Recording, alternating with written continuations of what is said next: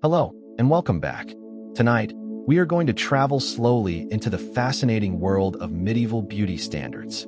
This is not a world of modern mirrors, beauty salons, or social media trends. Instead, it is a world illuminated by candlelight, shaped by religion, social hierarchy, and traditions that might seem unusual to us today.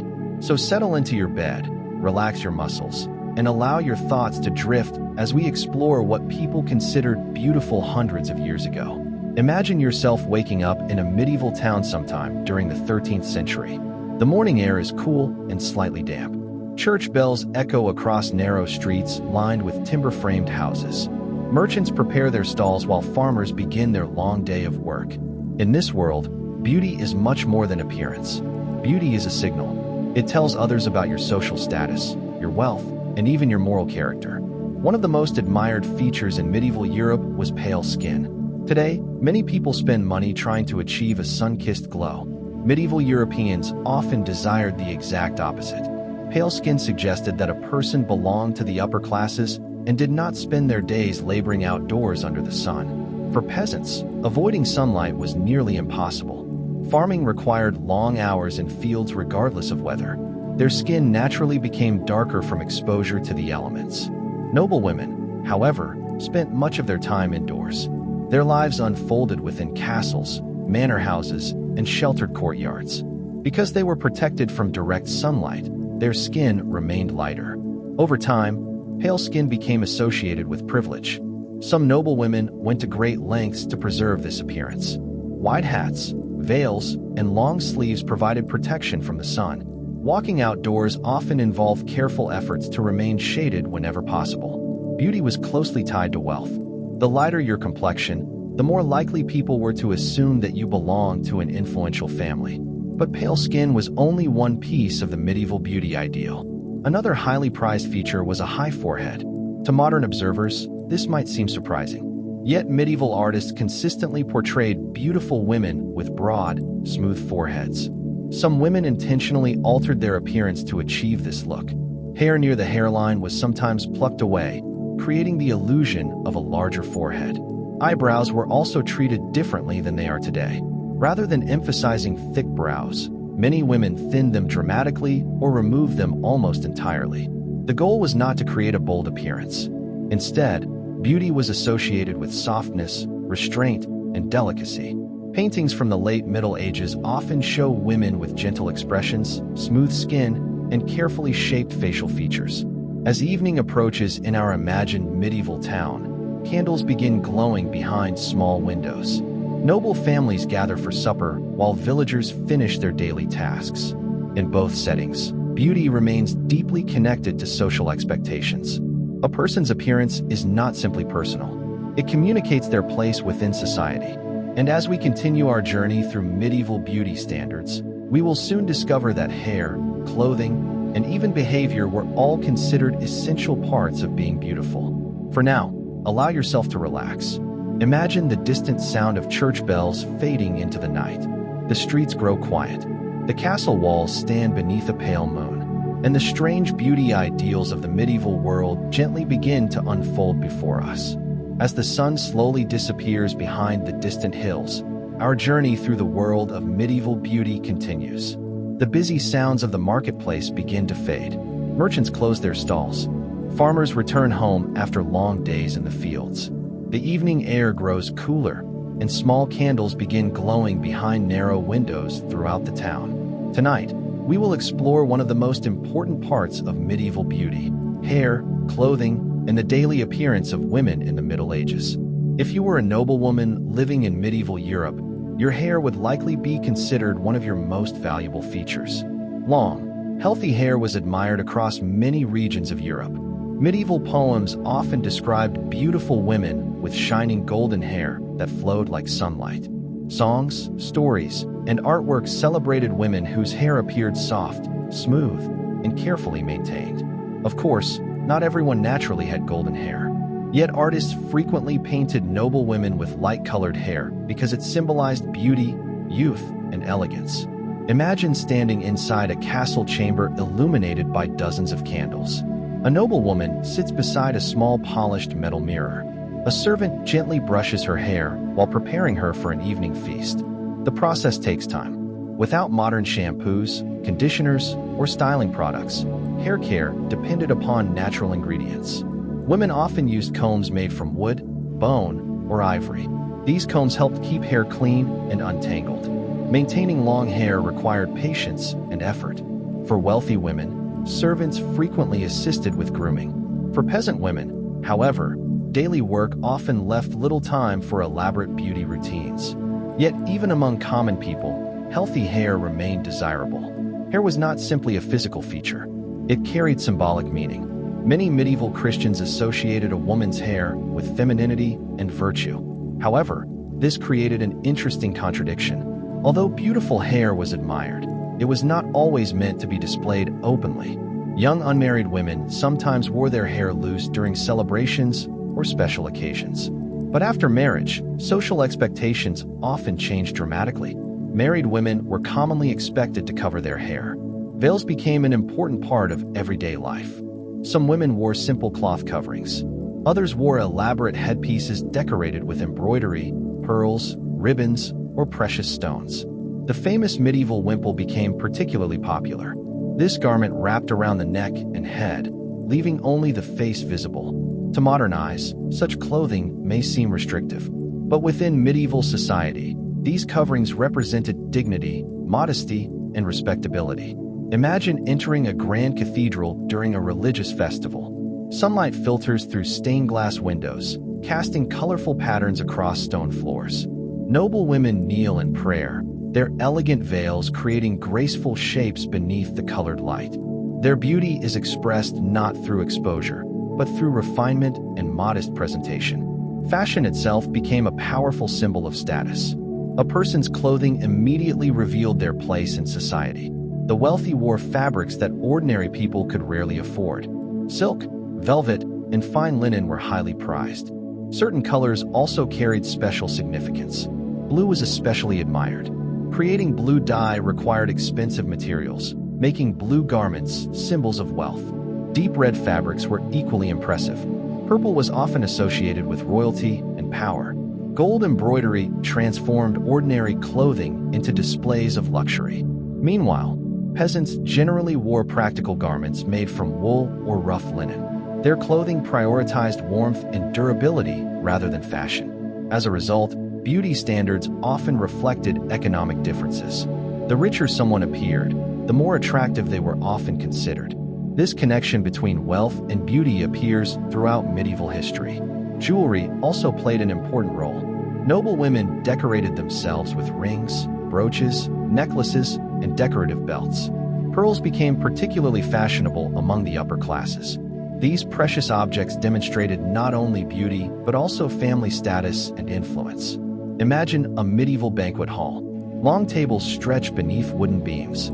Candles flicker across silver plates and golden goblets.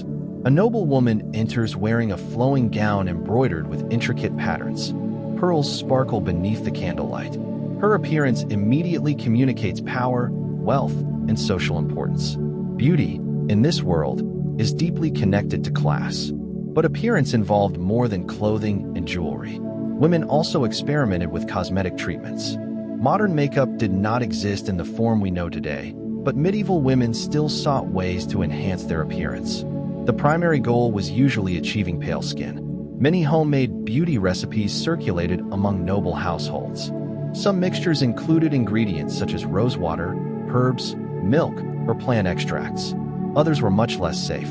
Certain beauty treatments contained substances that modern science would consider harmful. However, medieval people often lacked knowledge about these dangers.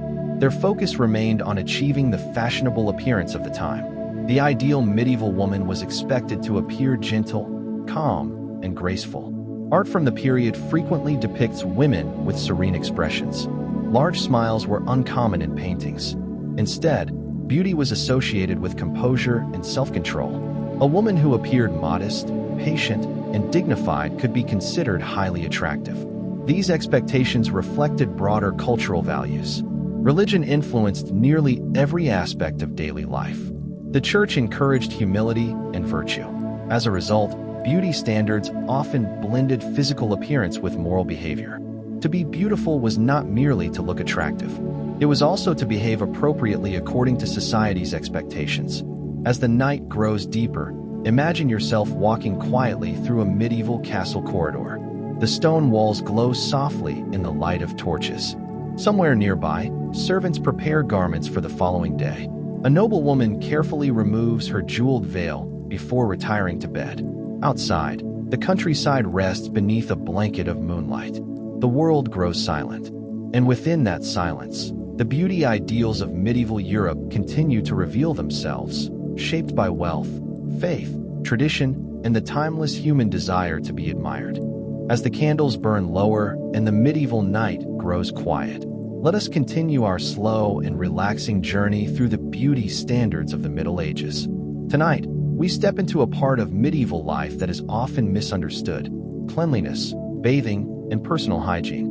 Many people today imagine medieval Europe as a place where nobody bathed, everyone smelled terrible, and cleanliness simply did not matter. But history tells a more complicated story. The truth is that medieval people cared about cleanliness much more than modern stereotypes suggest. They may not have had hot showers, indoor plumbing, or shelves filled with beauty products, but they still washed themselves, cared about their appearance, and tried to maintain good hygiene whenever possible. Imagine waking up inside a medieval castle. The stone walls feel cool in the morning air. Sunlight enters through a narrow window. Servants move quietly through hallways as the household begins another day. Unlike today, taking a bath required significant effort. There were no faucets to turn on, no water heaters, no convenient bathrooms. Every bucket of water had to be collected manually. Servants often carried water from wells, rivers, or nearby springs. The water then needed to be heated over large fires. Only after all this work could a bath finally be prepared. A single bath might require dozens of heavy buckets. Imagine the effort involved. A servant climbs a spiral staircase carrying warm water. Then another servant follows, and another, again and again. Preparing one comfortable bath could take hours. Because bathing required so much labor, most people bathed less frequently than modern individuals. However, less frequent bathing did not mean people ignored cleanliness. In fact, washing the face and hands was common. People often cleaned themselves every morning. Before meals, nobles frequently washed their hands. Guests attending banquets were usually offered water for cleaning before eating. Since forks were not widely used in many regions, clean hands were considered important. Throughout medieval Europe, cleanliness was associated with good manners and proper behavior. A well-groomed appearance reflected discipline and respectability. For noblewomen especially, maintaining an attractive appearance was an important social responsibility. Imagine entering the private chamber of a wealthy noblewoman. A wooden table holds combs, cloths, scented oils, and small containers filled with herbs. Servants assist her as she prepares for the day. Her routine may seem simple by modern standards, but it represents the medieval version of personal care. One of the most important aspects of beauty was smell. Pleasant fragrances were highly valued. Without modern deodorants or perfumes, medieval people relied on nature. Lavender was especially popular. Rose petals were treasured. Rosemary, mint, thyme, and other aromatic herbs were commonly used. These plants filled homes with pleasant scents. They were placed beneath pillows, hung from walls, or scattered across floors. Imagine walking through a castle hallway. Fresh herbs hang from wooden beams overhead. A gentle fragrance drifts through the air. The smell of lavender mixes with the scent of beeswax candles and burning wood from distant fireplaces. To a medieval noble, these pleasant smells represented refinement and comfort. Perfumes existed as well, although they were expensive. The wealthiest members of society sometimes carried small scented pouches filled with dried flowers and herbs. These pouches helped mask unpleasant odors and created an impression of elegance. Beauty was not only something people saw, it was also something they smelled. Skin care was another important concern. Because pale skin remained fashionable, women often searched for ways to make their complexions appear lighter. Homemade beauty treatments circulated among noble households. Rosewater became one of the most popular ingredients. Women washed their faces with it or applied it to the skin. Milk baths were sometimes recommended. Various herbal mixtures promised smoother skin and improved beauty. Some treatments were harmless. Others were far more dangerous. Certain beauty recipes included substances that modern science recognizes as toxic, but medieval people lacked this knowledge. They simply followed the beauty traditions passed down through generations. The pursuit of beauty occasionally came with unexpected risks. Dental care presented its own challenges. Modern toothbrushes and toothpaste did not exist. Nevertheless, people still attempted to care for their teeth. Some used cloths to clean them. Others chewed herbs believed to freshen the breath. Mint became especially popular. A pleasant smile was appreciated, although beauty standards differed from those of today. Perfect white teeth were uncommon. Most people accepted that teeth naturally changed over time. Diet also influenced appearance. For nobles, access to abundant food often created a healthier appearance than that of many peasants. A slightly fuller body sometimes suggested prosperity and security. In a world where famine could occur, being well-fed was often considered attractive. Beauty standards reflected the realities of medieval life. What people admired usually represented things that were difficult to obtain. Pale skin suggested freedom from hard labor. Expensive fragrances suggested wealth. Smooth skin suggested health. Beautiful clothing suggested social status. Every beauty ideal carried a deeper meaning. As midnight approaches in our imaginary medieval castle, the halls become silent. The final candles flicker softly. Outside, moonlight shines across quiet fields and sleeping villages. The world slows. The worries of the day disappear. And within this peaceful darkness, medieval men and women continue their endless pursuit of beauty, cleanliness, and social acceptance. Though centuries separate us from them, their hopes remain familiar. They wanted to look attractive. They wanted to feel admired. They wanted others to see them as successful, respectable, and worthy. In many ways, those desires have never changed. And as the castle settles into complete silence, allow your thoughts to drift gently into the night. As the moon hangs high above the silent countryside and the last candles flicker inside the castle, let us continue our peaceful journey through the fascinating world of medieval beauty. So far, we have explored the beauty standards of medieval women, their hairstyles, clothing, perfumes, and daily routines. But tonight, we turn our attention to the men of the Middle Ages. What did people consider handsome in medieval Europe? What did the ideal medieval man look like? And how did knights, nobles, and ordinary men try to present themselves to the world? Let us find out. Imagine a young nobleman waking before sunrise inside a stone castle. Cold morning air drifts through a narrow window. Outside, stable workers prepare horses while servants begin their daily tasks. The young nobleman stretches, dresses, and prepares for another day of training. Unlike modern beauty standards, medieval masculinity was closely connected to strength, honor, and social status. A handsome face was certainly appreciated, but appearance alone was not enough. The ideal man was expected to look capable, confident, and physically strong. In medieval society, warfare was a constant reality. Kingdoms fought wars. Lords defended their lands. Knights trained for battle. Because of this, physical fitness became an important part of male attractiveness. Broad shoulders were admired. Strong arms suggested military ability. Good posture communicated confidence and discipline. A man who appeared healthy and capable often attracted respect. Imagine watching a knight ride into a castle courtyard. His horse moves confidently across the stone ground. Sunlight reflects from polished armor. Servants and villagers pause to watch. His appearance instantly communicates power. Even before speaking, people form opinions about him. This was one of the most important aspects of medieval beauty. Appearance reflected status, and status reflected power. The knight represented one of the strongest beauty ideals of the medieval world. Stories, songs, and poems celebrated noble warriors. These tales described brave men with handsome faces, elegant manners, and unwavering courage. Many medieval romances portrayed knights as nearly perfect figures. They defeated enemies, protected the weak, won tournaments, and captured the hearts of noble women. Reality, of course, was often very different. Real knights spent long hours training. They suffered injuries. They lived through harsh weather, and many carried scars from battle. Yet scars were not always viewed negatively. In some cases, they could even symbolize courage and experience. A scar earned in battle might tell a story of bravery. For many medieval men, reputation was just as important as physical appearance. Hair also played an important role in male beauty.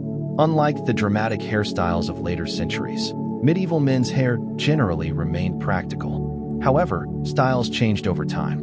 During some periods, shoulder-length hair became fashionable among nobles. In others, shorter styles were preferred.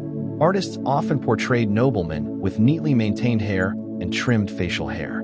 Personal grooming demonstrated self-discipline. A well-groomed appearance suggested that a man cared about his social standing. Imagine entering the private chamber of a wealthy lord. A servant carefully combs his hair before an important gathering. His clothing is laid out nearby.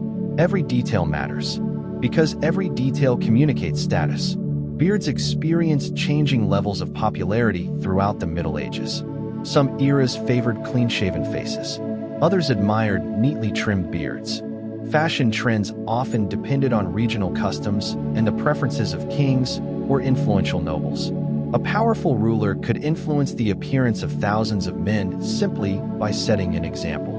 Clothing remained one of the strongest indicators of attractiveness. For noblemen, fashion could be surprisingly elaborate. Many modern people imagine medieval men wearing only simple tunics. But wealthy nobles often dressed in colorful garments made from expensive fabrics. Fine wool, silk, velvet, and imported textiles displayed wealth. Bright colors were especially desirable. Deep reds, rich blues, and vibrant greens required costly dyes. The brighter the clothing, the more expensive it often was. Imagine attending a grand feast inside a medieval castle. Long tables overflow with food. Musicians play softly in the background. Candles illuminate banners hanging from high stone walls. Noblemen wear richly decorated tunics embroidered with gold thread. Their belts display finely crafted metalwork. Some wear rings set with precious stones. Others carry ornate daggers designed as much for display as for practicality. Every piece of clothing sends a message.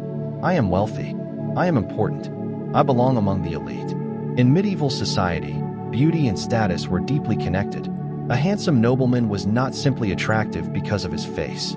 He was attractive because his appearance reflected power, wealth, and opportunity. Even behavior contributed to male beauty. Good manners were highly valued among the upper classes. A nobleman was expected to speak politely. He should behave respectfully toward ladies. He should display confidence without arrogance. In literature, the ideal knight combined physical strength with courtesy. A truly admirable man possessed both courage and character. As the night grows deeper, imagine standing atop the walls of a medieval castle. The countryside stretches endlessly beneath the stars. Torches glow in distant towers. The world feels calm and quiet. Somewhere below, a young knight dreams of future adventures. A noble lord plans tomorrow's responsibilities. And across the medieval world, countless men continue striving to achieve the beauty standards of their age. They seek strength. They seek honor. They seek admiration. And although their world differs greatly from our own, their hopes remain surprisingly familiar. Even today, people often associate attractiveness with confidence, success, and status. The details change. The human desire for admiration remains. And as the castle finally settles into silence, allow yourself to drift further into relaxation. The night has become wonderfully quiet. The fires inside the castle have burned low, leaving only a soft orange glow dancing across the stone walls. Outside, the countryside sleeps beneath a blanket of moonlight. The roads are empty. The villages are silent. Only the distant sound of the wind moving through the trees can be heard. Tonight, we continue our peaceful journey through the beauty standards of medieval Europe. As we have discovered, beauty during the Middle Ages was about far more than simply looking attractive. It reflected wealth, status, family reputation, and even moral character. But while many beauty ideals were shared across Europe, different regions developed their own customs and fashions. Imagine yourself as a traveler crossing Europe sometime during the 14th century. Travel is slow. There are no trains or automobiles. Journeys take weeks instead of hours. News spreads gradually from one kingdom to another. Yet despite these challenges, beauty trends travel surprisingly far. Merchants carry luxurious fabrics from distant cities. Noble families arrange marriages across borders. Travelers return home with stories about foreign courts and fashionable rulers. And wherever people go, beauty follows. Let us begin in France. The kingdom is one of the cultural centers of medieval Europe. Great castles rise above rolling hills. Vineyards stretch across the countryside. Noble courts host lavish feasts and celebrations. Imagine entering a French castle during an evening banquet. Hundreds of candles illuminate the great hall. Musicians play softly while nobles gather around long wooden tables. Appearance matters greatly here. A noblewoman is expected to appear graceful, elegant, and refined. Her clothing is carefully chosen. Her movements are calm and controlled. Her speech is polite. Beauty is not only about physical appearance. It is also about behavior. Pale skin remains one of the most admired features. Long hair symbolizes youth and femininity, even though it is often hidden beneath elaborate veils and headdresses. Expensive fabrics display wealth. Fine embroidery demonstrates status. Jewelry reflects family prestige. Every detail sends a message. Without speaking a word, appearance reveals a person's place within society. Now let us continue eastward. The landscape changes. Dense forests cover the hills. Rivers wind through valleys. Stone fortresses dominate the countryside. We have arrived in the lands of the Holy Roman Empire. Here, beauty remains closely connected to social position. Imagine attending a gathering inside a large castle. The walls are decorated with banners representing noble families. Candles flicker in iron holders. Conversations echo softly throughout the hall. Guests carefully observe one another. A nobleman's clothing reflects his family's wealth. A noblewoman's jewelry may have been passed down through generations. Beauty becomes a reflection of heritage.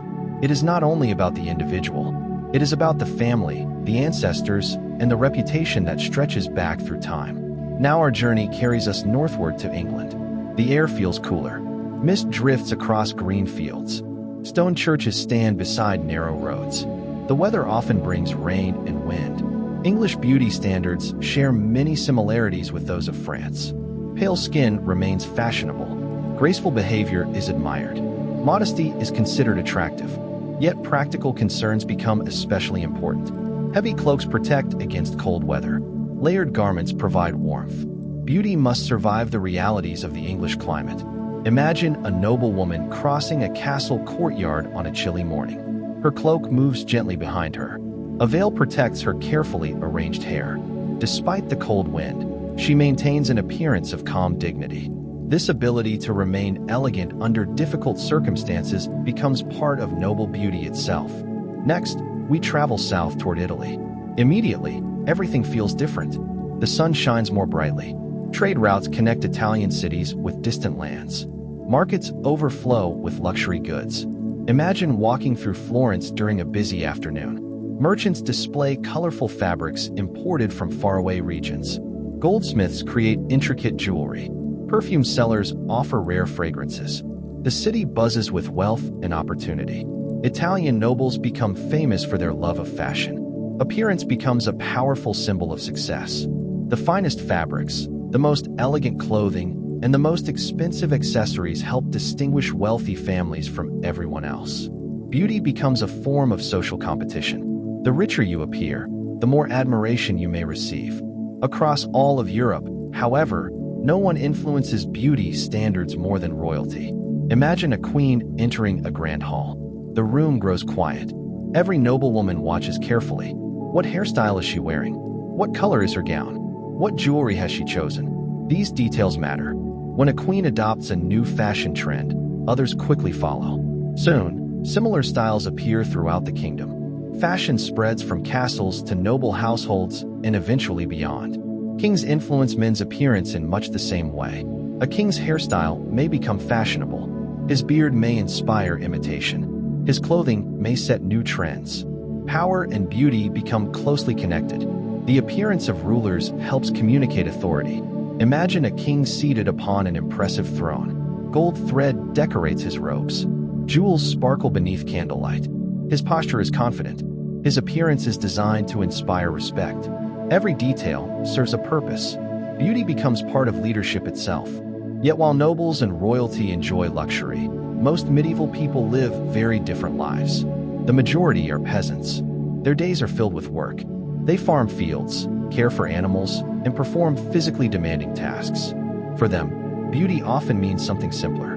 Healthy hair is attractive. Clear skin suggests good health.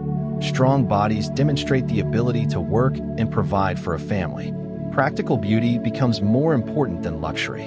And yet, whether noble or peasant, rich or poor, people share the same basic desire. They want to be admired. They want to feel valued. They want others to see them positively. As the night grows deeper and quieter, imagine standing atop a castle tower. Below you lie villages, forests, rivers, and distant roads disappearing into the darkness.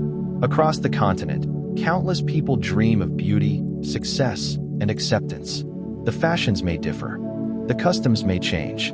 But the human desire to belong remains timeless. And as the final candle flickers softly in the darkness, allow yourself to drift further into relaxation. The castles fall silent.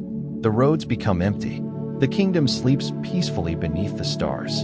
And the beauty standards of medieval Europe slowly fade into the gentle shadows of history.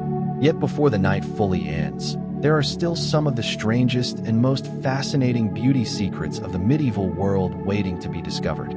As you settle deeper into comfort, imagine yourself once again walking through the quiet corridors of a medieval castle. The stone floor is cool beneath your feet. Torches burn softly along the walls. Outside, the moon hangs high above the sleeping countryside. Tonight, we explore some of the most unusual beauty practices that medieval people used in their quest for attractiveness. Many of these customs may seem strange to us today. Others may sound uncomfortable. A few are surprisingly familiar. One of the most unusual medieval beauty trends involved the forehead. As we briefly discussed earlier, a high forehead was considered extremely attractive among noble women. To modern eyes, this preference might seem unusual, but in medieval Europe, a broad forehead symbolized elegance, intelligence, and refinement. Because of this, many women intentionally altered their hairlines. Imagine a noblewoman sitting beside a candlelit mirror. Patiently, she plucks small hairs from the front of her scalp. The process is slow, perhaps even slightly painful. Yet beauty often required sacrifice. Over time, the hairline moved farther back, creating the appearance of a larger forehead. Some women also removed portions of their eyebrows. Others thinned them dramatically. The goal was to create a smooth and delicate facial appearance that matched contemporary ideals. Today, people often try to achieve fuller eyebrows. In the Middle Ages, many women wanted exactly the opposite. Beauty standards can change dramatically across centuries. Another fascinating practice involved the pursuit of perfectly pale skin. Imagine a noblewoman preparing for an important feast. Servants assist her with clothing and jewelry. Before dressing, she carefully examines her reflection. Any sign of tanning could be considered undesirable. As a result, many women avoided direct sunlight whenever possible. Large hats, veils, and long sleeves provided protection. Some spent much of their time indoors. Pale skin communicated privilege. It suggested that a person did not spend long days working outdoors in the fields. Beauty and social class remained closely connected. Throughout medieval Europe, appearance often revealed economic status before a person even spoke. Jewelry became another important beauty tool. Pearls were especially admired. Unlike brightly colored gemstones, pearls possessed a soft and elegant appearance. They were often associated with purity and sophistication. Imagine candlelight reflecting from a necklace of small pearls. The gentle glow creates an impression of grace and wealth. For noble families, jewelry served two purposes. It enhanced beauty, and it displayed prosperity. Expensive objects quietly communicated social importance. Clothing also produced some fascinating fashion trends. Certain garments became so elaborate that they were difficult to wear comfortably. Long sleeves sometimes extended far beyond the hands. Headdresses grew increasingly tall and complex. Some noble women wore structures that required careful balancing. Fashion occasionally prioritized appearance over practicality. This is hardly unique to the medieval world. Many beauty trends throughout history have required patience, discomfort, or inconvenience. The desire to appear fashionable has always encouraged creativity. Sometimes that creativity produced remarkable results. At other times, it produced rather unusual ones. Imagine attending a grand feast inside a royal palace. Guests arrive wearing the latest fashions. Rich fabrics shimmer beneath hundreds of candles. Every individual hopes to make a favorable impression. Appearance becomes part of social competition. Who has the most elegant gown? Who wears the finest jewelry? Who best reflects the latest fashion trends? These questions quietly shape conversations throughout the evening. Beauty influences social relationships in subtle ways. Another interesting aspect of medieval beauty involved posture and movement. Attractive people were expected to carry themselves gracefully. Good posture suggested confidence, education, and self-control. Imagine a young noblewoman learning proper court etiquette. She practices walking slowly and smoothly across a hall. She learns how to sit gracefully, how to bow correctly, how to present herself before important guests. Beauty was not merely physical. It included behavior. The way a person moved could be just as important as the way they looked. This idea appears again and again throughout medieval society. External appearance and inner character were often viewed as connected. A graceful person was assumed to possess admirable qualities. A calm expression suggested wisdom. A composed demeanor reflected self-discipline. Whether these assumptions were always correct is another matter entirely. Yet they strongly influenced medieval ideas about attractiveness. As the hours pass and the castle grows quieter, imagine stepping onto a balcony overlooking the sleeping kingdom. The moonlight washes across distant fields. Forest shadows stretch toward the horizon. The cool night air carries the scent of pine trees and damp earth. Below, countless people sleep peacefully. Some are nobles dreaming of courtly life. Others are peasants resting after long days of labor. Each belongs to a different world, yet all share similar hopes. They seek acceptance. They seek admiration. They seek connection. And perhaps that is the most enduring beauty standard of all. Not a hairstyle, not a fashion trend, not a cosmetic treatment, but the simple human desire to be appreciated by others. As the stars continue their slow journey across the sky, allow your thoughts to become lighter. The castle fades into darkness. The candles burn low. The medieval world grows quieter with every passing moment. And somewhere beyond the centuries, the strange and fascinating beauty standards of the Middle Ages continue to whisper their stories into the night. The medieval world grows quieter with every passing moment. The candles have nearly burned down to their final glow. The castle corridors stand empty. Beyond the walls, moonlight stretches across forests, rivers, and distant villages sleeping peacefully beneath the stars. Tonight, as we continue our slow and relaxing journey through medieval beauty standards, we step into the world of queens, princesses, and noble women whose appearance influenced entire kingdoms. Imagine yourself entering a magnificent royal palace sometime during the late Middle Ages. Tall stone walls rise toward the sky. Colorful banners hang from balconies. Servants move quietly through long corridors while noble guests gather for an important celebration. At the center of attention stands the queen. In medieval Europe, no woman influenced beauty standards more than a queen. Everything she wore could become fashionable. Every hairstyle she adopted might be copied. Every piece of jewelry she displayed could inspire trends across the kingdom. Imagine a queen walking slowly through a grand hall illuminated by hundreds of candles. The soft glow reflects from gold embroidery woven into her gown. Pearls decorate her veil. A delicate necklace rests around her neck.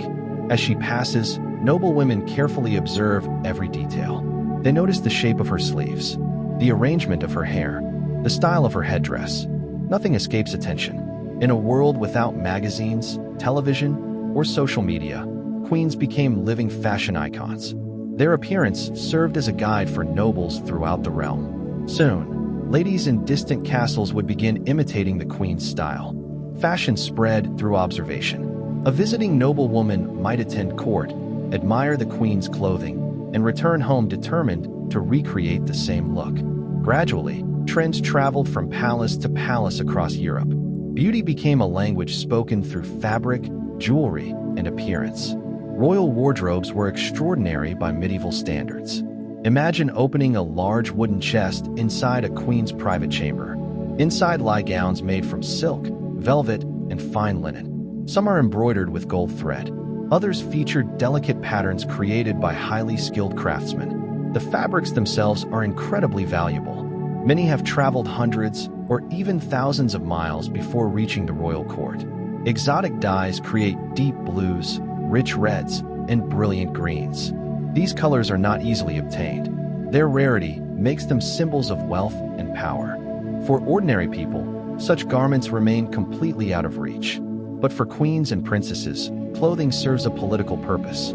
Appearance reflects the strength and prosperity of the kingdom itself. When foreign ambassadors arrive, they immediately notice the richness of the royal court. Every luxurious detail sends a message. The kingdom is powerful. The kingdom is wealthy. The kingdom deserves respect. Beauty and politics become closely connected. Jewelry plays an equally important role. Pearls remain especially fashionable throughout much of the medieval period. Their soft glow is associated with purity and elegance. Imagine a queen wearing a crown decorated with pearls and precious stones. As candlelight dances across the jewels, the entire room seems to sparkle.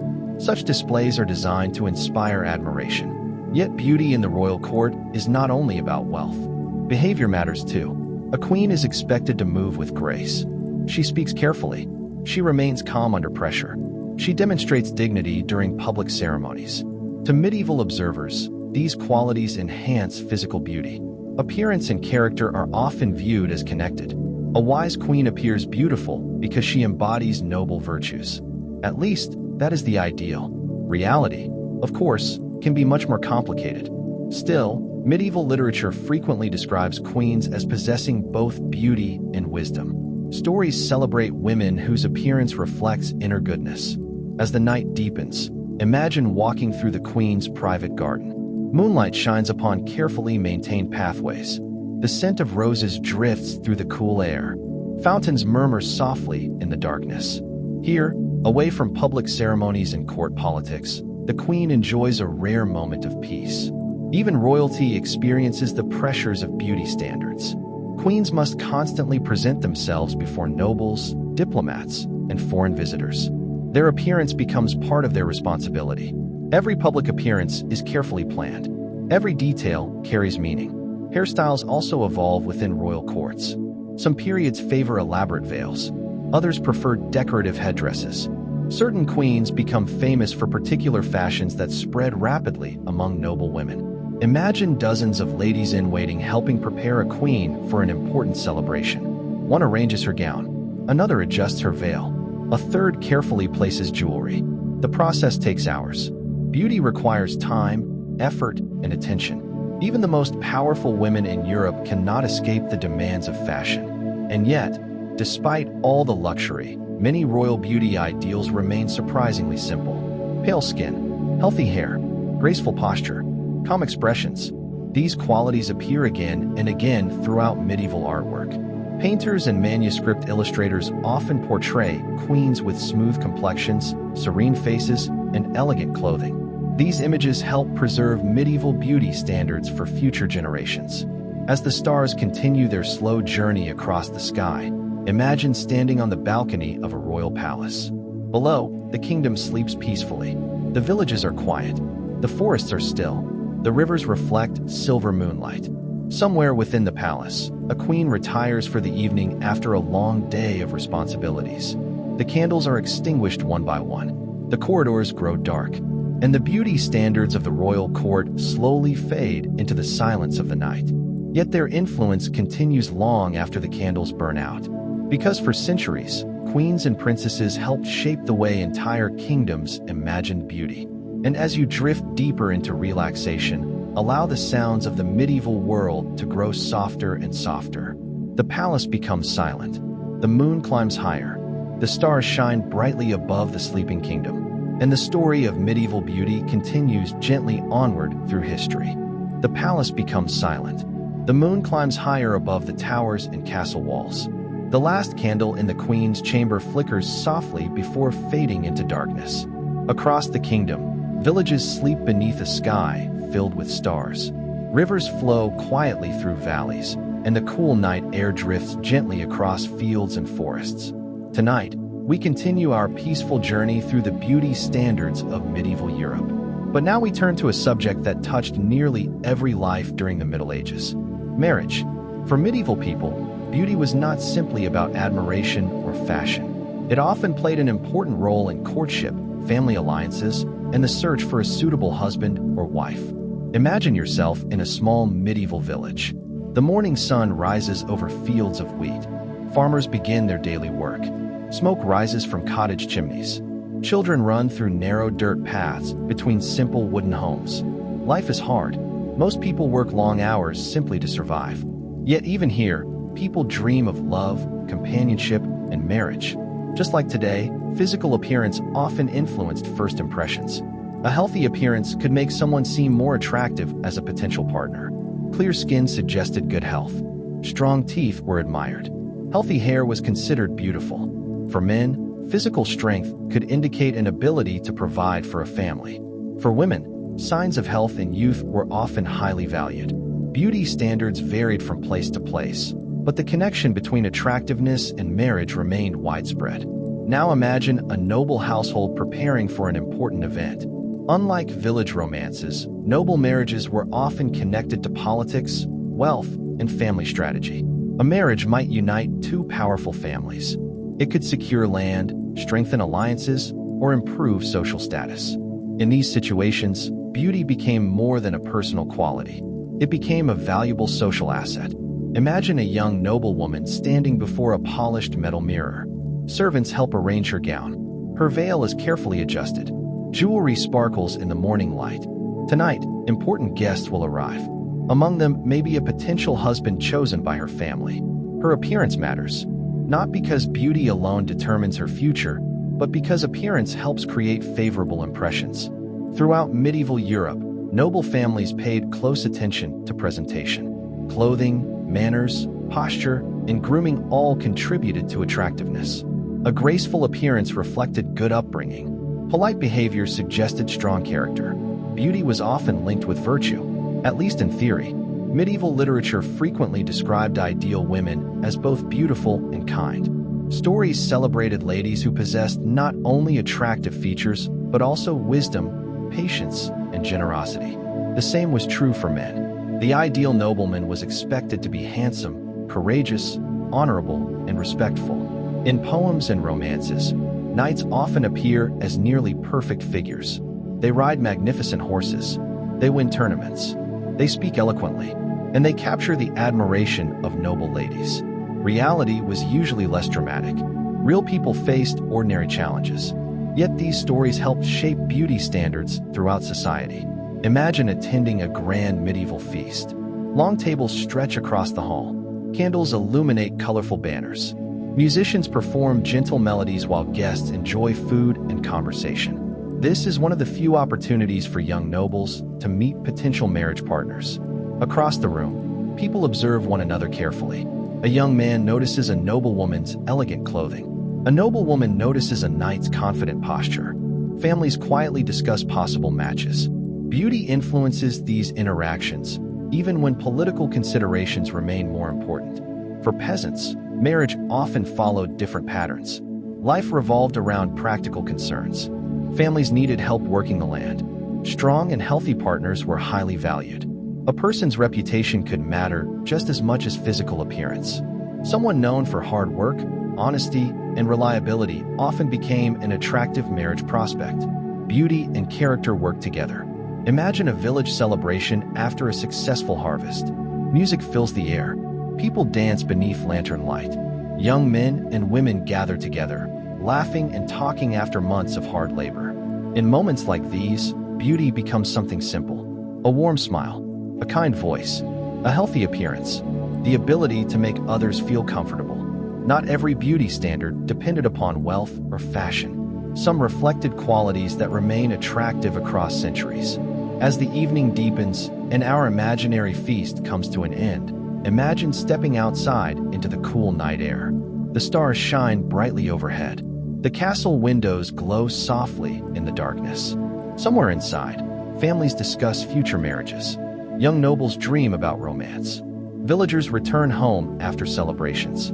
Across medieval Europe, countless people hope to find companionship and happiness. Beauty may help open doors, but lasting relationships require much more. Kindness, trust, respect, loyalty.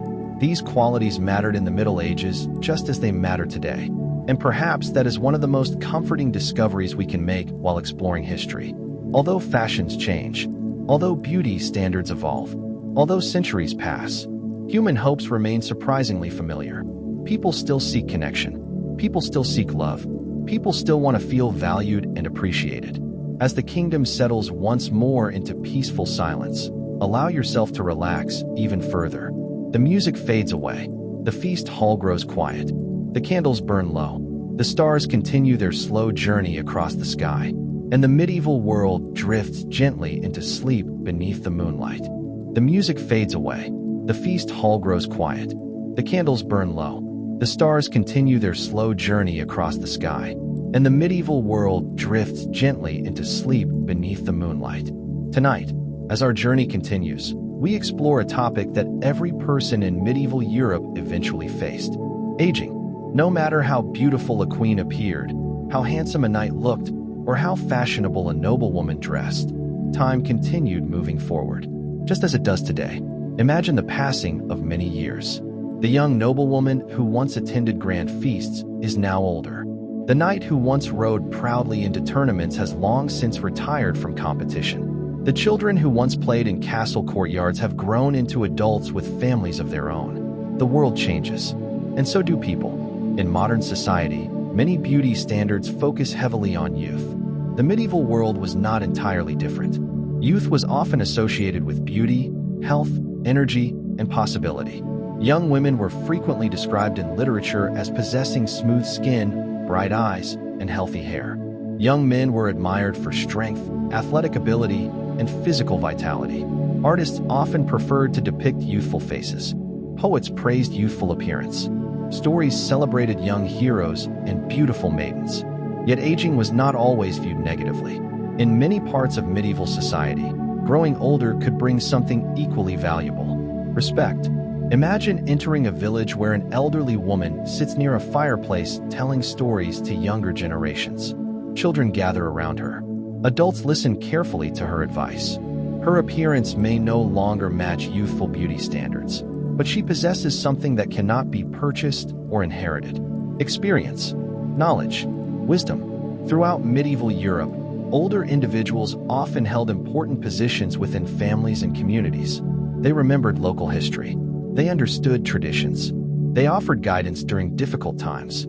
These qualities earned admiration. In noble households, aging could transform a person's social role. A young noblewoman might once have been admired primarily for her beauty. As she grew older, she often became responsible for managing large households, overseeing servants, arranging marriages, and maintaining family relationships. Her influence increased even as youthful appearance faded. Beauty standards evolved alongside these responsibilities. Imagine a respected noble lady walking through a castle corridor. Her hair may now contain streaks of gray. Small lines may appear around her eyes. Yet servants greet her with respect. Family members seek her advice. Her authority comes not from youthful beauty, but from experience and competence. For men, aging brought similar changes. A young knight might earn admiration through physical strength. An older lord earned admiration through leadership and judgment. Imagine a seasoned nobleman seated beside a fire. Years of experience have shaped his face. He has witnessed wars, harvests, celebrations, and hardships. His appearance reflects a life fully lived. In medieval culture, age often became associated with wisdom. This idea appeared frequently in religious teachings as well. The church encouraged people to focus not only on physical beauty, but also on spiritual growth. According to many medieval beliefs, inner character became increasingly important with age. Patience, humility, generosity, faith. These qualities were often praised more highly than physical attractiveness. Imagine a monastery standing quietly beneath the stars. Inside, elderly monks move slowly through candlelit corridors. Their faces show the marks of age. Yet they are respected for their learning and devotion. In this environment, beauty takes on an entirely different meaning. It becomes connected to character rather than appearance. Of course, medieval people still cared about looking their best. Older nobles continued wearing fine clothing. They maintained their appearance whenever possible. Wealthy individuals often used various remedies in hopes of preserving youthful features. Some beauty treatments promised smoother skin. Others claimed to strengthen hair or improve complexion. Most had limited success. Time remained undefeated, just as it remains today. Imagine a queen looking into a polished metal mirror late at night. For decades, she has influenced fashion across the kingdom. Her gowns have inspired countless imitations. Her appearance has been admired by nobles and ambassadors alike. Now she notices the signs of passing years. And yet she also sees something else. The experiences that shaped her life. The challenges she overcame. The responsibilities she carried. The wisdom she gained. Beauty begins to mean something different. Not less valuable. Simply different. As the centuries passed, medieval artists occasionally reflected these changing perspectives. Younger figures often represented beauty and possibility. Older figures represented wisdom and authority. Both held important places within society. As our journey through the medieval night continues, imagine standing atop a castle tower once again. Below, the kingdom sleeps peacefully. The same stars shine above young and old alike. The same moonlight falls upon castles, villages, forests, and fields. Time touches everyone equally. Kings, queens, knights, peasants, merchants, monks. No one escapes its passage. And yet there is something comforting about this.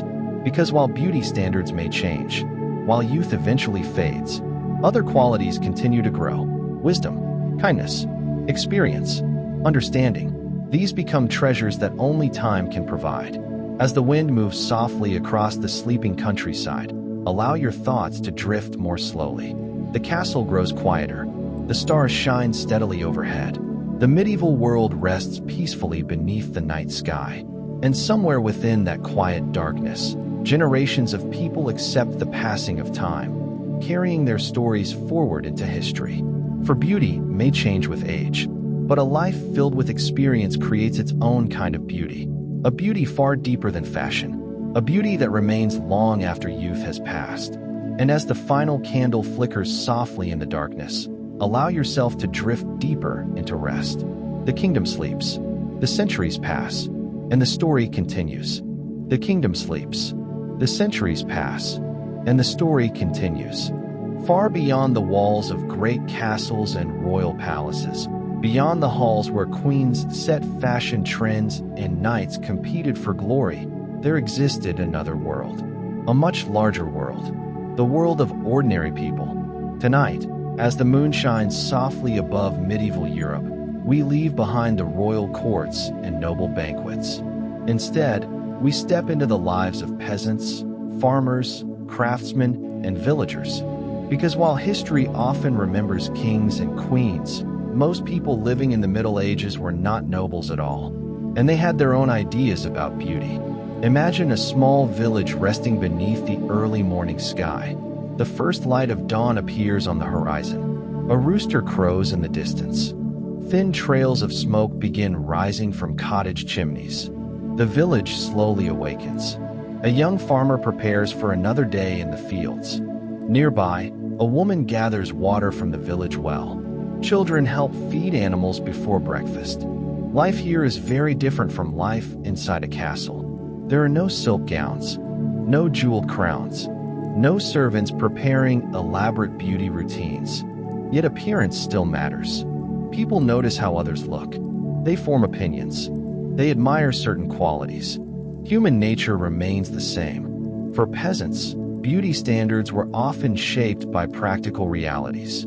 A healthy appearance was highly valued. Strong bodies suggested the ability to work. Clear skin indicated good health.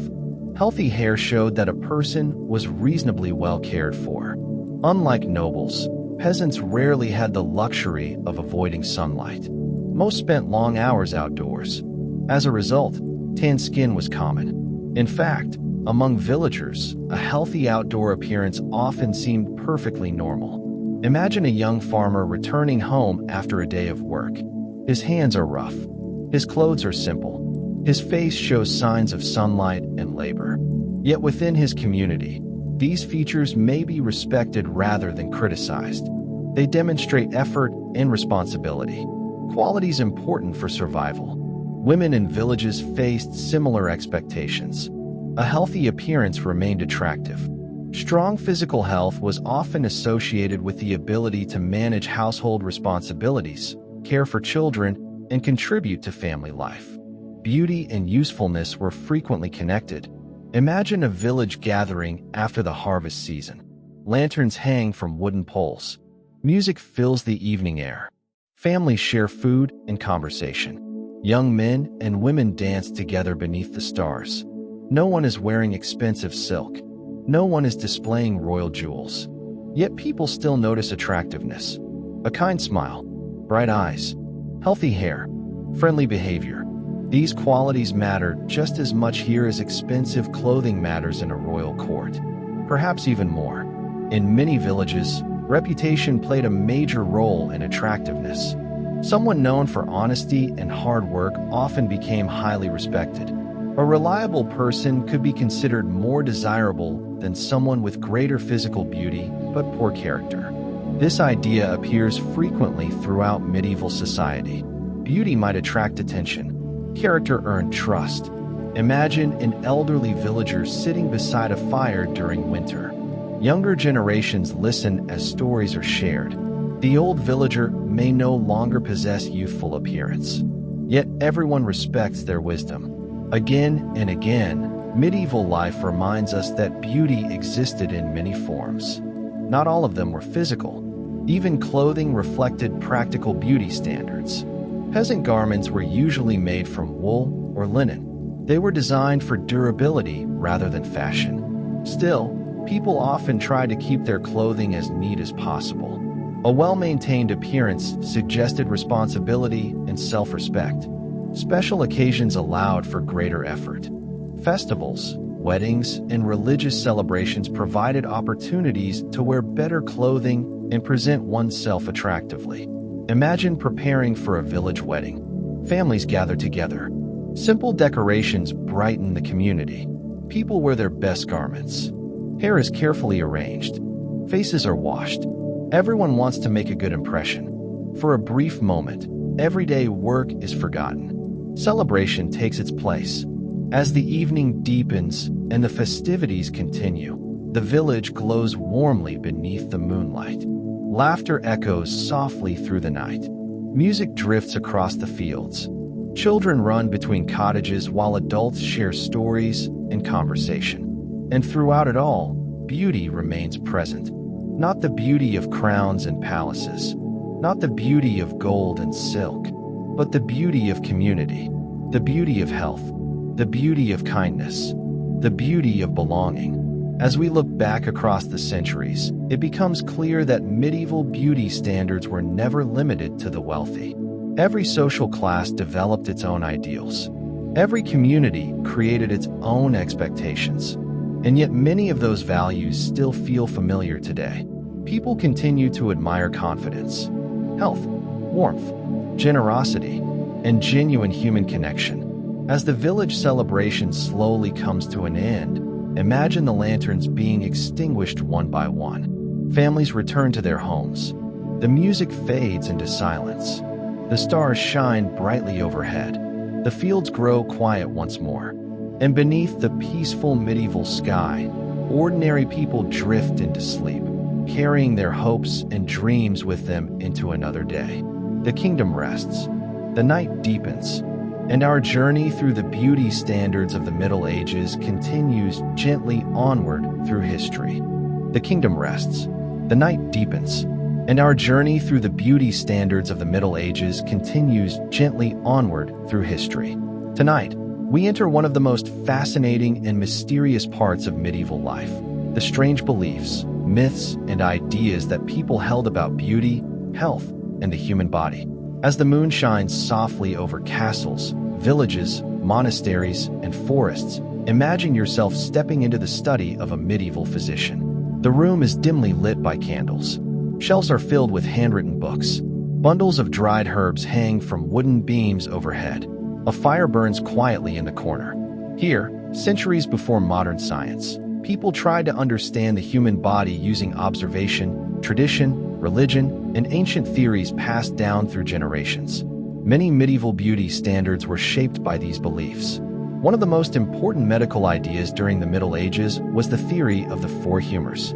According to this ancient theory, the human body contained four essential fluids: blood, phlegm, yellow bile, and black bile. People believed that health, personality, and even physical appearance depended on maintaining a proper balance between these four substances. Imagine a physician carefully examining a noblewoman. He studies her skin color. He observes her expression. He asks questions about her sleep, diet, and emotions. To him, beauty is not merely cosmetic. It reflects the internal balance of the body. A healthy and beautiful person is someone whose humors exist in harmony. This belief influenced beauty standards throughout medieval Europe. Pale skin, for example, was not simply fashionable. Many people believed it reflected balance, refinement, and good health. A calm expression suggested emotional stability. A graceful appearance indicated proper character. Physical beauty and moral virtue often became linked together. Now imagine a medieval monastery where scholars spend countless hours copying ancient texts. Some of these books contain advice about beauty and health, recipes for skincare, suggestions for healthy diets, instructions for maintaining youthful appearance. Much of this knowledge originated centuries earlier in ancient Greece and Rome. The medieval world inherited these ideas and adapted them to its own beliefs. Another fascinating medieval belief involved astrology. Many people believed that the stars and planets influenced human appearance and personality.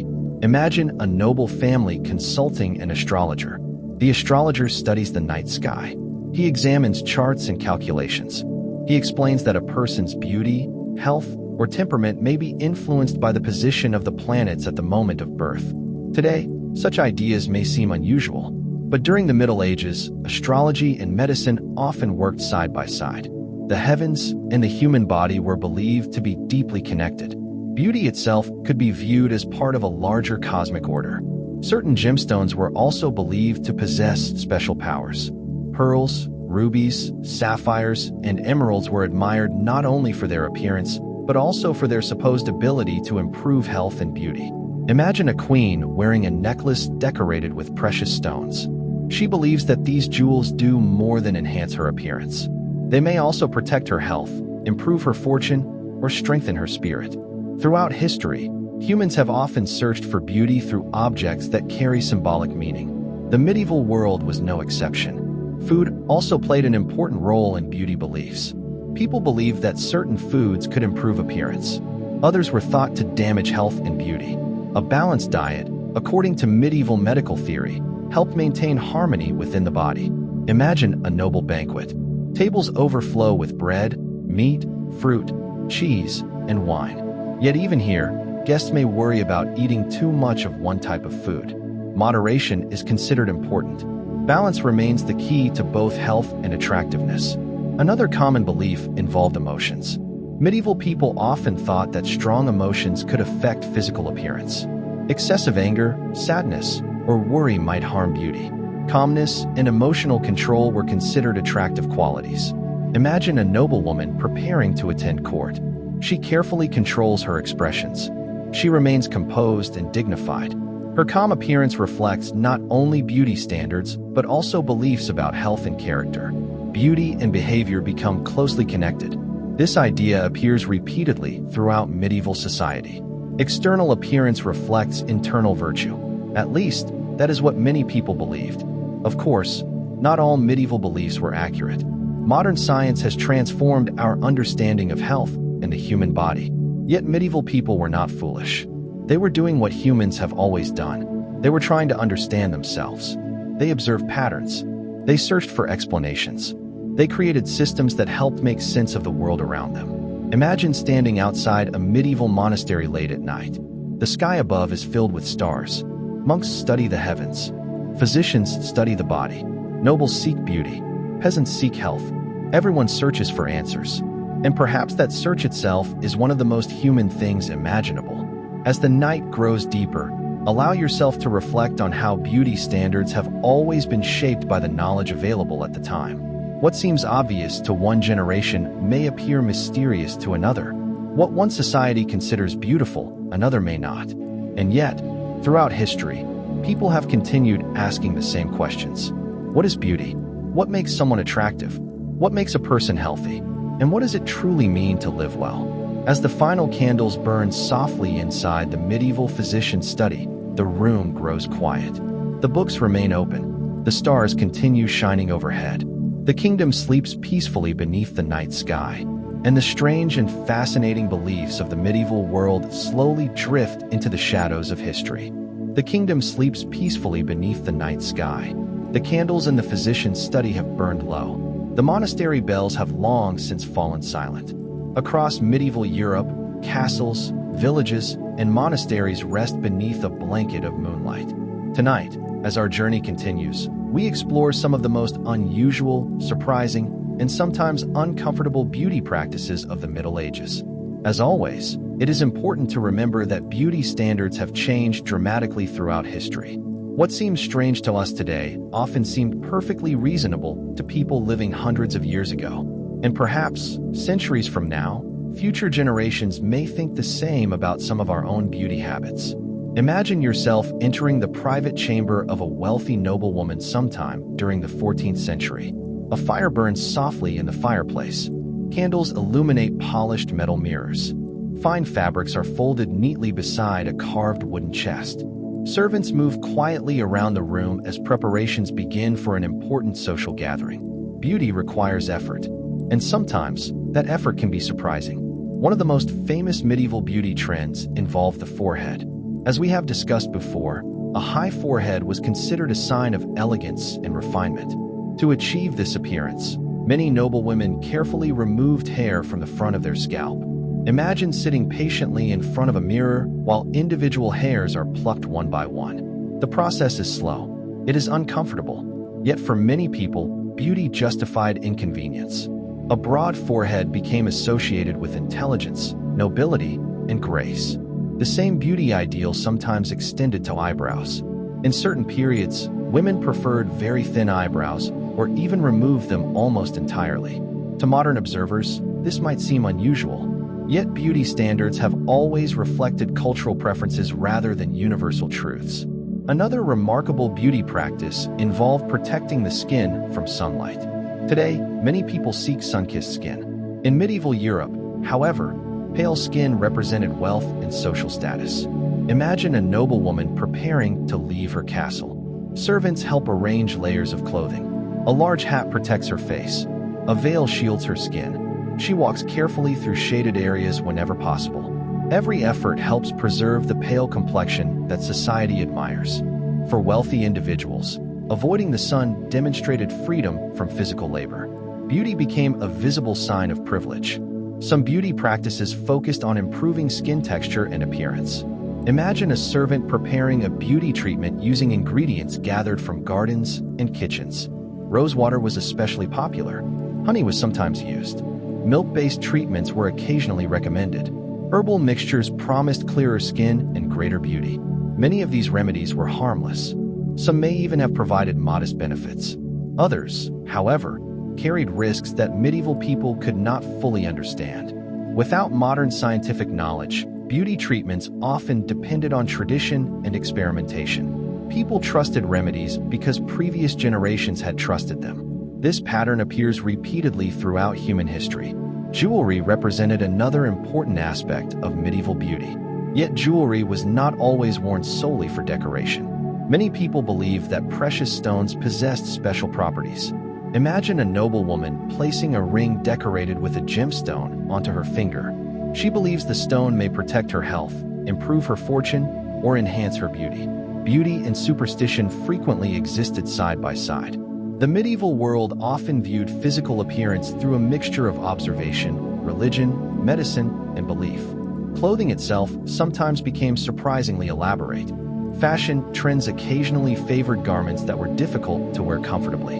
Imagine attending a royal celebration. Noblewomen enter wearing towering headdresses that rise high above their heads. Long sleeves extend far beyond their hands. Heavy fabrics flow across the floor. Every detail attracts attention. Practicality becomes secondary. The purpose of fashion is no longer comfort. It is admiration. Throughout history, people have often accepted discomfort in pursuit of beauty. The medieval world was no exception. Men also participated in unusual beauty practices. Noblemen carefully maintained their appearance. Hair was trimmed according to current fashions. Beards were shaped according to social expectations. Expensive clothing demonstrated status. Imagine a young nobleman preparing for a tournament. Servants help arrange his clothing. His boots are polished. His hair is carefully combed. His appearance matters because appearance communicates identity. A handsome appearance suggests confidence, wealth, and social importance. Beauty standards influenced everyone. Perhaps one of the most interesting aspects of medieval beauty is how strongly appearance became connected to morality. People often believed that physical beauty reflected inner virtue. A beautiful face suggested goodness. An attractive appearance implied noble character. A calm expression indicated wisdom. Of course, real life rarely worked so simply. Yet these beliefs shaped medieval society for centuries. Imagine a painter working late into the evening. He creates a portrait of a noblewoman. He smooths her features. He softens her expression. He presents not merely a person, but an ideal. The portrait reflects what society hopes beauty should represent: grace, virtue, status, honor. As our journey through the medieval night continues, imagine stepping outside onto the walls of a castle. The air feels cool. The stars shine brightly overhead. The countryside stretches endlessly into darkness. Somewhere below, countless people dream of becoming more beautiful, more admired, and more accepted. Their methods may seem strange. Their fashions may appear unusual, but their desires remain deeply familiar. They wish to belong. They wish to be valued. They wish to present the best version of themselves to the world. And perhaps that desire has changed very little throughout human history. As the final torch flickers softly against the castle wall, allow yourself to drift further into rest. The night grows deeper. The kingdom remains silent. The stars continue their endless journey across the sky, and the extraordinary beauty practices of medieval Europe slowly disappear into the peaceful shadows of history. The night grows deeper. The kingdom remains silent. The stars continue their endless journey across the sky, and the extraordinary beauty practices of medieval Europe slowly disappear into the peaceful shadows of history. Tonight, we arrive at the final chapter of our journey through the beauty standards of the Middle Ages. But every ending is also a beginning, because as medieval Europe slowly changed, a new age quietly approached. An age of artists, explorers, scholars, and new ideas. An age that historians would later call the Renaissance. Imagine yourself standing on the highest tower of a medieval castle. Below, the familiar world stretches toward the horizon. Stone fortresses guard ancient roads. Villages cluster around churches. Monasteries preserve centuries of knowledge. For generations, this world has remained largely unchanged. Yet change is already beginning. Slowly, quietly, almost invisibly. As the 14th and 15th centuries progressed, Europe experienced enormous transformations. Trade expanded. Cities grew larger. Knowledge spread more quickly. People began rediscovering ancient texts from Greece and Rome. Artists started observing the world in new ways. And with these changes came new ideas about beauty. Imagine walking through the streets of Florence during the early Renaissance. The city feels different from the medieval world we have explored. Merchants discuss business from distant lands. Artists sketch human faces and bodies with remarkable attention to detail. Scholars debate philosophy and science. A new curiosity about human life begins to emerge. During much of the Middle Ages, beauty had often been connected to religion, social status, and tradition. Now, increasingly, beauty became associated with nature, observation, and individual expression. Artists began studying the human body more carefully than ever before. Imagine entering the workshop of a Renaissance painter. Sunlight enters through high windows. Paintings line the walls. Sketches cover wooden tables. The artist examines the human face with extraordinary attention. The shape of the eyes, the curve of the mouth, the texture of skin, the way light falls across the body. Beauty becomes something to study rather than simply inherit. This represented a profound change. For centuries, medieval beauty standards had emphasized symbolism. Pale skin represented nobility. Clothing represented status. Appearance reflected social hierarchy. But Renaissance thinkers increasingly focused on proportion, balance, and realism. The human body itself became an object of fascination. Imagine a noblewoman living during this period of transition. Her mother followed medieval fashions. Her daughter will embrace Renaissance styles. She exists between two worlds. The elaborate headdresses of the Middle Ages slowly disappear. Clothing styles evolve. Hairstyles change. Beauty standards begin shifting toward new ideals. Some medieval traditions survive. Others gradually fade away. The process is not sudden. History rarely changes overnight. Instead, one generation quietly hands the world to the next. Throughout Europe, artists contribute to these changing ideas. Paintings begin portraying individuals with greater realism. Faces display emotion. Bodies appear more natural. Beauty becomes more personal and less symbolic. Imagine a wealthy merchant commissioning a portrait. Unlike earlier generations, he does not simply want to appear powerful. He wants to appear human, recognizable, individual. This desire reflects one of the great transformations of the Renaissance. The individual becomes increasingly important. At the same time, scientific understanding slowly begins to evolve. Old theories about the body remain influential, but new observations challenge ancient assumptions. People begin questioning ideas that have been accepted for centuries. Knowledge itself starts to change. Beauty standards change alongside it. Yet despite all these transformations, some things remain remarkably constant. People still admire health. They still value confidence. They still seek acceptance and admiration. The details change. The motivations remain familiar. Imagine traveling across Europe during this extraordinary period. In one city, medieval traditions remain strong. In another, Renaissance ideas flourish. The old world and the new world exist side by side. For a brief moment in history, two visions of beauty coexist. One emphasizes tradition. The other emphasizes discovery. One looks backward. The other looks forward. As our long journey through medieval beauty standards nears its end, imagine returning once more to the quiet castle where our story began. The moon hangs high above the towers. The great halls stand empty. The fires burn softly in their hearths. The banners hanging from the walls no longer move. Everything feels peaceful. You walk slowly through the silent corridors. You remember the queens who shaped fashion, the noble women who pursued elegance, the knights who sought admiration, the villagers who valued health and kindness, the physicians who searched for understanding, the artists who imagined beauty in new ways. Each belonged to their own time. Each believed their standards made sense. And perhaps that is one of history's greatest lessons. Beauty has never remained fixed. It changes with culture. It changes with knowledge. It changes with time itself. Yet behind every beauty standard lies something deeply human. The desire to belong. The desire to be admired. The desire to be seen and valued by others. Those desires connect us to people who lived hundreds of years ago. As the final candle flickers softly in the darkness, allow yourself to drift into complete relaxation. The castle falls silent. The roads disappear into the night. The kingdoms of medieval Europe slowly fade beneath the stars. And somewhere, far beyond the centuries, their stories continue to whisper gently through history. Thank you for joining this peaceful journey through the fascinating world of medieval beauty standards. Sleep well, and may your dreams carry you softly through the castles, villages, and moonlit landscapes of the distant past. The stars continue to shine above the sleeping kingdom. The wind moves softly across the castle walls.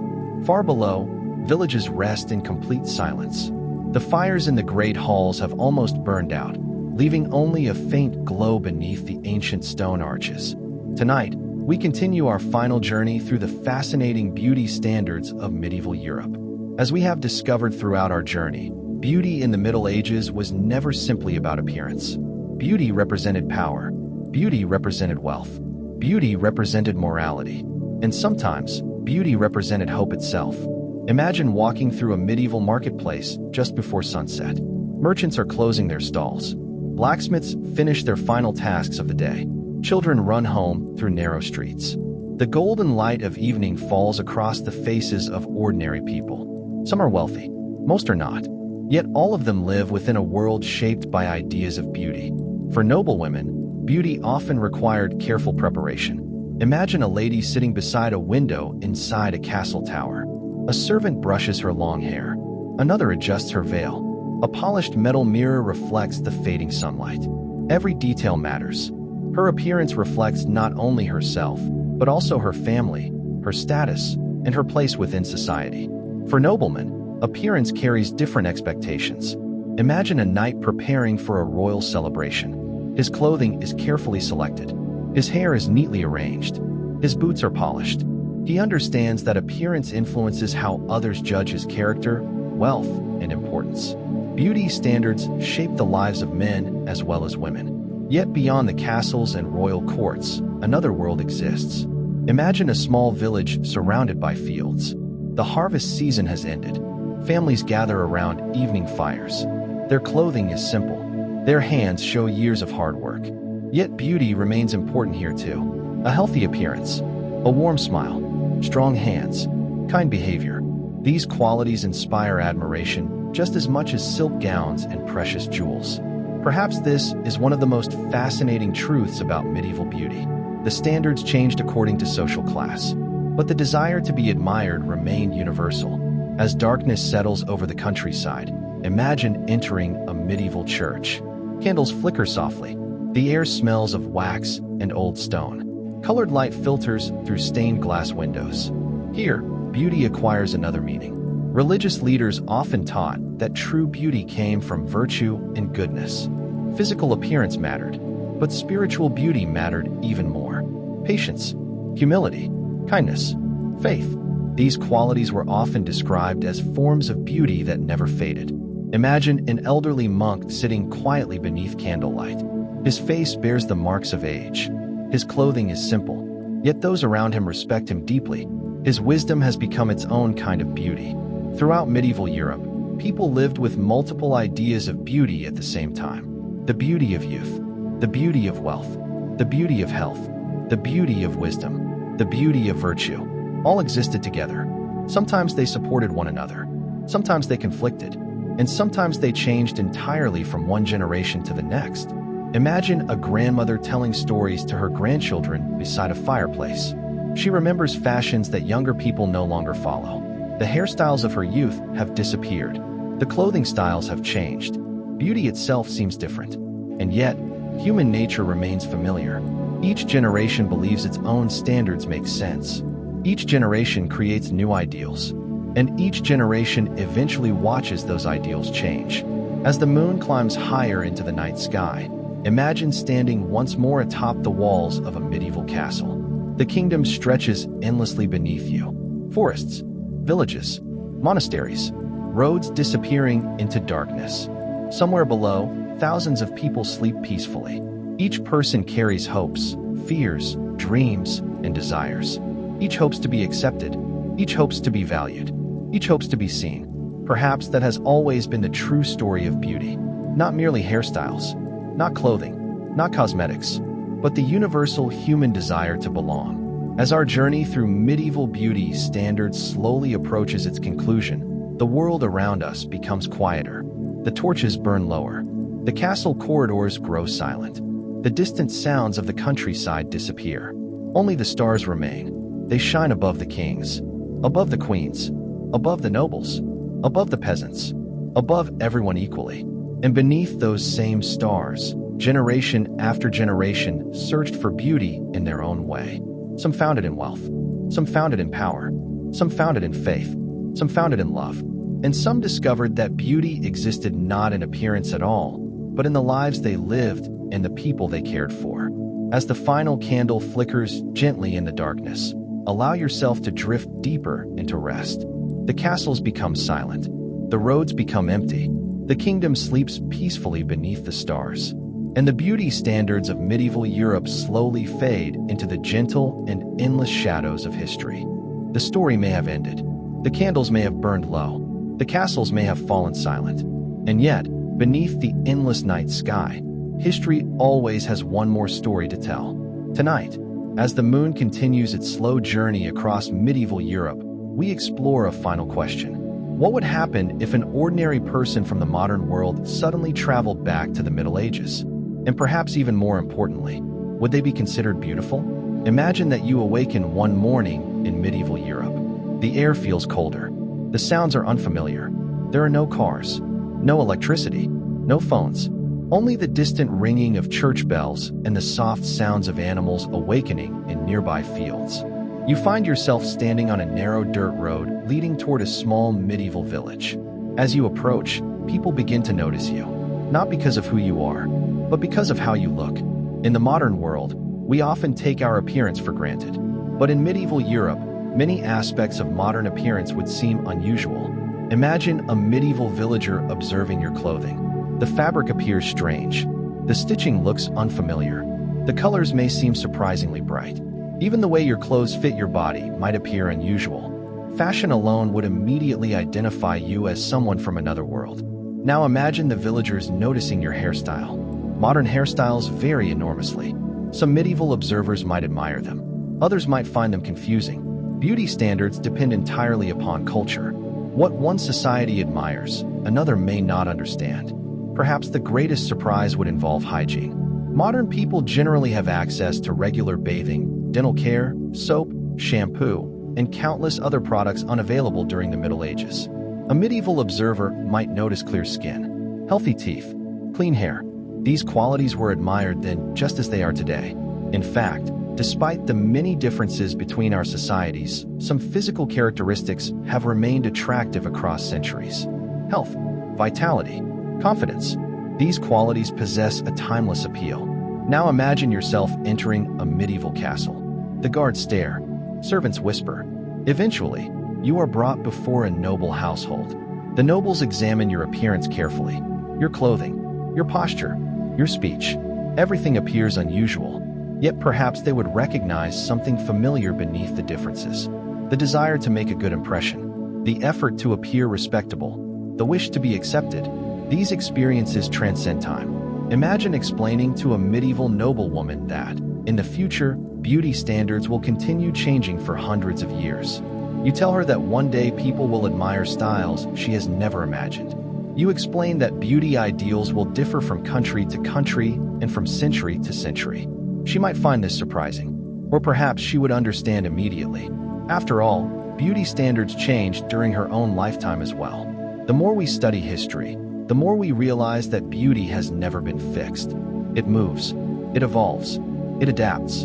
And perhaps that flexibility is what makes beauty so fascinating. Now imagine walking through a medieval marketplace as evening approaches. Merchants pack their goods.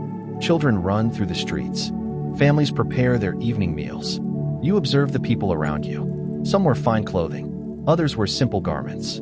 Some fit the beauty standards of their time. Others do not. Yet each person carries their own story. Each person hopes to be valued. Each person hopes to belong. And suddenly, the centuries separating you from them begin to feel smaller. Because beneath the clothing, beneath the hairstyles, beneath the customs and traditions, human beings remain remarkably similar. They laugh, they worry, they dream, they fall in love, they seek acceptance, they search for meaning. As the sun disappears below the horizon, imagine climbing the tower of a medieval castle one final time. The stars emerge overhead. The villages below grow quiet. The forests become dark. The cool night wind moves gently across the ancient stones. Looking across the sleeping kingdom, you realize that beauty standards tell us something far more important than what people found attractive. They reveal what people valued. They reveal what people feared. They reveal what people hoped to become. And perhaps that is why we continue studying them centuries later. Because beauty is never only about appearance. It is about identity. It is about belonging. It is about the timeless human desire to be seen and understood. As the final stars shine above the medieval world, allow yourself to relax completely. The castles disappear into darkness. The roads fade beneath the moonlight. The villages fall silent. And somewhere, deep within the endless flow of history, the people of medieval Europe continue dreaming beneath the same stars that shine above us today. Sleep well. And may the stories of the past continue to whisper gently through your dreams. The castles disappear into darkness. The roads fade beneath the moonlight. The villages fall silent. And somewhere, deep within the endless flow of history, the people of medieval Europe continue dreaming beneath the same stars that shine above us today. But before the night completely ends, there is one final mystery left to explore. What did medieval people think about beauty itself? Not hairstyles, not clothing, not jewelry, but the very idea of beauty. Imagine yourself walking through the quiet halls of a medieval monastery sometime after midnight. The stone floors are cold. Candles flicker softly in the darkness. Outside, the wind moves gently through the trees. Inside the monastery library, hundreds of handwritten books rest upon wooden shelves. For centuries, scholars, priests, philosophers, and physicians asked questions that humans continue asking today. What makes something beautiful? Why do certain faces appear attractive? Why do humans admire some things and ignore others? The answers they discovered were very different from our own. Many medieval thinkers believed that beauty reflected order. To them, beauty was connected to balance, harmony, and proportion. Imagine a medieval scholar studying a flower. He admires its symmetry. He observes its shape. He sees beauty because he believes the natural world reflects divine order. This same principle influenced ideas about human appearance. A balanced face appeared beautiful. A graceful posture seemed attractive. Harmony itself became a form of beauty. Imagine entering a cathedral during the Middle Ages. Sunlight shines through stained glass windows. Colored light fills the enormous space. The architecture feels grand and peaceful. To medieval people, this was beauty, not merely because it looked impressive, but because it reflected order, meaning, and purpose. Beauty was often understood as evidence that the world itself possessed structure. This belief influenced art, architecture, fashion, and personal appearance. Imagine a medieval artist painting the portrait of a noble woman. He carefully arranges every detail. Her expression appears calm. Her posture appears graceful. Her clothing appears balanced. The artist is not merely painting a person. He is painting an ideal, an idea, a vision of how beauty should look. Throughout the medieval world, beauty and morality often became connected. People believed that physical appearance sometimes reflected inner character. A kind person appeared beautiful. A wise person appeared beautiful. A noble person appeared beautiful. Of course, real life was far more complicated, but the belief remained powerful. Imagine a young student listening to a scholar explain the nature of beauty. The scholar points toward the stars. He points toward a flower. He points toward a beautiful manuscript decorated with gold leaf. He explains that beauty exists because harmony exists. Everything in creation possesses a place. Everything possesses meaning. Whether we agree with these ideas today is not the important question. The important thing is understanding how medieval people viewed their world. For them, beauty was not simply personal preference. It was connected to philosophy, to religion, to science, to human existence itself. As the night grows deeper, imagine walking outside the monastery. The sky above is filled with countless stars. The same stars that medieval people studied centuries ago. The same stars that inspired wonder, curiosity, and imagination. Perhaps beauty itself works in much the same way. Different societies define it differently. Different generations interpret it differently. Yet humans never stop searching for it. We find beauty in faces. We find beauty in landscapes. We find beauty in stories. We find beauty in memories. And sometimes, we find beauty in things that cannot be fully explained. Imagine now every person we have encountered during our journey. The queens wearing jeweled crowns. The noble women adjusting their veils. The knights preparing for tournaments. The peasants working in fields. The physicians studying ancient texts. The monks copying manuscripts by candlelight. Each person understood beauty in their own way. Each person searched for meaning. Each person hoped to be valued. Perhaps that is the greatest lesson hidden within the beauty standards of medieval Europe. Beauty has never belonged to one person, or one culture, or one century. It belongs to the human experience itself.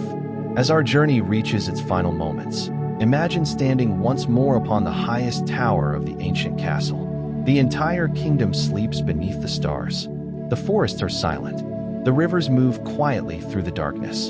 The moon shines softly over everything. And for one brief moment, the centuries disappear. There is no past. There is no present. There are only people. People searching for beauty. People searching for belonging. People searching for meaning. Just as they always have. And just as they always will. As the final candle burns out and the last echoes of the medieval world fade into silence, allow yourself to drift completely into rest. The castles disappear. The stars remain. and history itself slowly falls asleep. The castles disappear into darkness. The roads fade beneath the moonlight. The villages fall silent. And somewhere, deep within the endless flow of history, the people of medieval Europe continue dreaming beneath the same stars that shine above us today. But before the night completely ends, there is one final mystery left to explore. What did medieval people think about beauty itself? Not hairstyles, not clothing, not jewelry, but the very idea of beauty. Imagine yourself walking through the quiet halls of a medieval monastery sometime after midnight. The stone floors are cold. Candles flicker softly in the darkness. Outside, the wind moves gently through the trees. Inside the monastery library, hundreds of handwritten books rest upon wooden shelves. For centuries, scholars, priests, philosophers, and physicians asked questions that humans continue asking today. What makes something beautiful? Why do certain faces appear attractive? Why do humans admire some things and ignore others? The answers they discovered were very different from our own. Many medieval thinkers believed that beauty reflected order. To them, beauty was connected to balance, harmony, and proportion. Imagine a medieval scholar studying a flower. He admires its symmetry. He observes its shape. He sees beauty because he believes the natural world reflects divine order. This same principle influenced ideas about human appearance. A balanced face appeared beautiful. A graceful posture seemed attractive. Harmony itself became a form of beauty. Imagine entering a cathedral during the Middle Ages. Sunlight shines through stained glass windows. Colored light fills the enormous space. The architecture feels grand and peaceful. To medieval people, this was beauty, not merely because it looked impressive, but because it reflected order, meaning, and purpose. Beauty was often understood as evidence that the world itself possessed structure. This belief influenced art, architecture, fashion, and personal appearance. Imagine a medieval artist painting the portrait of a noble woman. He carefully arranges every detail. Her expression appears calm. Her posture appears graceful. Her clothing appears balanced. The artist is not merely painting a person. He is painting an ideal, an idea, a vision of how beauty should look. Throughout the medieval world, beauty and morality often became connected. People believed that physical appearance sometimes reflected inner character. A kind person appeared beautiful. A wise person appeared beautiful. A noble person appeared beautiful. Of course, real life was far more complicated, but the belief remained powerful. Imagine a young student listening to a scholar explain the nature of beauty. The scholar points toward the stars. He points toward a flower. He points toward a beautiful manuscript decorated with gold leaf. He explains that beauty exists because harmony exists. Everything in creation possesses a place. Everything possesses meaning. Whether we agree with these ideas today is not the important question. The important thing is understanding how medieval people viewed their world. For them, beauty was not simply personal preference. It was connected to philosophy, to religion, to science, to human existence itself. As the night grows deeper, imagine walking outside the monastery. The sky above is filled with countless stars. The same stars that medieval people studied centuries ago. The same stars that inspired wonder, curiosity, and imagination. Perhaps beauty itself works in much the same way. Different societies define it differently. Different generations interpret it differently. Yet humans never stop searching for it. We find beauty in faces. We find beauty in landscapes. We find beauty in stories. We find beauty in memories. And sometimes, we find beauty in things that cannot be fully explained. Imagine now every person we have encountered during our journey. The queens wearing jeweled crowns. The noblewomen adjusting their veils. The knights preparing for tournaments. The peasants working in fields. The physicians studying ancient texts. The monks copying manuscripts by candlelight. Each person understood beauty in their own way. Each person searched for meaning. Each person hoped to be valued. Perhaps that is the greatest lesson hidden within the beauty standards of medieval Europe. Beauty has never belonged to one person, or one culture, or one century. It belongs to the human experience itself. As our journey reaches its final moments, imagine standing once more upon the highest tower of the ancient castle. The entire kingdom sleeps beneath the stars. The forests are silent. The rivers move quietly through the darkness. The moon shines softly over everything. And for one brief moment, the centuries disappear. There is no past. There is no present. There are only people. People searching for beauty. People searching for belonging. People searching for meaning. Just as they always have. And just as they always will. As the final candle burns out and the last echoes of the medieval world fade into silence, allow yourself to drift completely into rest. The castles disappear. The stars remain. And history itself slowly falls asleep. History itself finally goes to sleep. The road disappears. The stars shine softly overhead. The centuries fall silent. And yet, somewhere beyond the boundaries of time, one final story remains. Imagine that the medieval world has become a dream. The castles no longer stand in the physical world, yet they continue to exist in memory. The kings and queens have vanished, but their stories remain. The beauty standards that once seemed so important have faded into history, but the people who lived by them still whisper through the centuries. Tonight, we do not visit a kingdom. We do not enter a palace. Instead, we visit the memories left behind by history itself. Imagine walking through a vast library unlike any other. Its shelves stretch farther than the eye can see. Every book contains the life story of a person who once lived. Not just kings, not just queens, but everyone. The noblewoman who spent an hour arranging her veil before a feast. The farmer who hoped someone would admire his strength. The young girl who dreamed of becoming beautiful. The old woman whose wisdom earned the respect of an entire village. Their stories rest quietly here. As you walk between the shelves, you realize something extraordinary. Almost every person, regardless of wealth or status, cared about the same things. They wanted to be accepted. They wanted to be admired. They wanted to feel that they belonged. Imagine opening one of these ancient books. Inside is the story of a medieval queen. History remembers her beauty. Painters captured her appearance. Poets praised her elegance. Yet the pages reveal something deeper. She worried. She doubted herself. She wondered what others thought of her. She hoped to be loved. She hoped to be remembered. Now imagine opening another book. This one belongs to a village farmer. No paintings survive. No poems celebrate his appearance. History barely recorded his existence. Yet his hopes were remarkably similar. He wanted respect. He wanted companionship. He wanted a meaningful life. And suddenly, the difference between a queen and a farmer becomes much smaller than it first appeared. As you continue walking through the endless library, you begin to understand something about beauty itself. Beauty standards come and go. Fashion changes. Hairstyles change. Clothing changes. But the emotions beneath those standards remain constant. The desire to belong. The desire to matter. The desire to be seen. These desires have traveled with humanity through every century. Imagine looking out through a window of this impossible library. Beyond the glass, you can see all of history at once. Roman cities, medieval castles, Renaissance palaces, modern cities filled with lights. In every age, people stand before mirrors. They adjust their clothing. They arrange their hair. They wonder how others see them. And perhaps they always will. Now imagine closing the final book. The library grows quiet.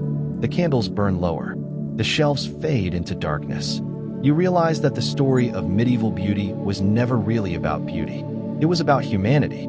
It was about the hopes people carried, the fears they hid, the dreams they pursued, and the universal wish to be accepted by others. As the final moments of our journey arrive, imagine stepping outside the library. The night sky stretches endlessly above you. The same stars that shone over medieval Europe continue shining. The same moon still rises. The same human heart continues searching for meaning. The castles are gone. The kingdoms have disappeared. The beauty standards have changed. But humanity remains. And perhaps that is the most beautiful thing of all. As the final star slowly disappears beyond the horizon, allow yourself to drift completely into rest. The stories become silent. The centuries fall asleep. The night grows peaceful. And somewhere, deep within the endless history of humanity, the people of the Middle Ages smile quietly beneath the stars. Good night. Sleep well. And thank you for walking through history. The stories become silent. The centuries fall asleep. The night grows peaceful. And somewhere, deep within the endless history of humanity, the people of the Middle Ages smile quietly beneath the stars. But before we say farewell to this world forever, there is one final walk left to take. Imagine that you are standing once again at the gates of a medieval city. It is late evening. The sun has long since disappeared beyond the horizon. The great wooden gates stand open. No guards speak. No merchants shout. No horses pass along the road. Everything is still. You step forward. Your footsteps echo softly against the ancient stones. This city, once filled with life, now exists only in memory. And tonight, memory itself has invited you back. As you walk through the narrow streets, lanterns glow faintly in the windows. You remember the people we have met throughout our journey. The noble women who spent hours arranging their appearance. The queens who shaped beauty standards across kingdoms. The knights who hoped to appear brave and handsome. The villagers who valued health, kindness, and hard work. Each of them believed that beauty mattered. And perhaps they were right. Because beauty was never merely about appearance. Beauty helped people understand who they were. Imagine entering a marketplace. Months ago, this place was filled with noise. Merchants sold colorful fabrics. Jewelers displayed precious stones. Travelers shared stories from distant lands. Now, only silence remains. Yet if you listen carefully, you can almost hear their voices.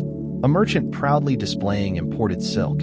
A noble woman searching for the latest fashion. A young man hoping to impress someone he admires. A child dreaming of becoming important one day. Their voices have faded, but their hopes remain familiar. You continue walking. Eventually, you arrive at a great cathedral. The doors stand open. Moonlight shines through stained glass windows. The colorful images painted in the glass seem to glow softly in the darkness. You enter. The silence inside feels ancient.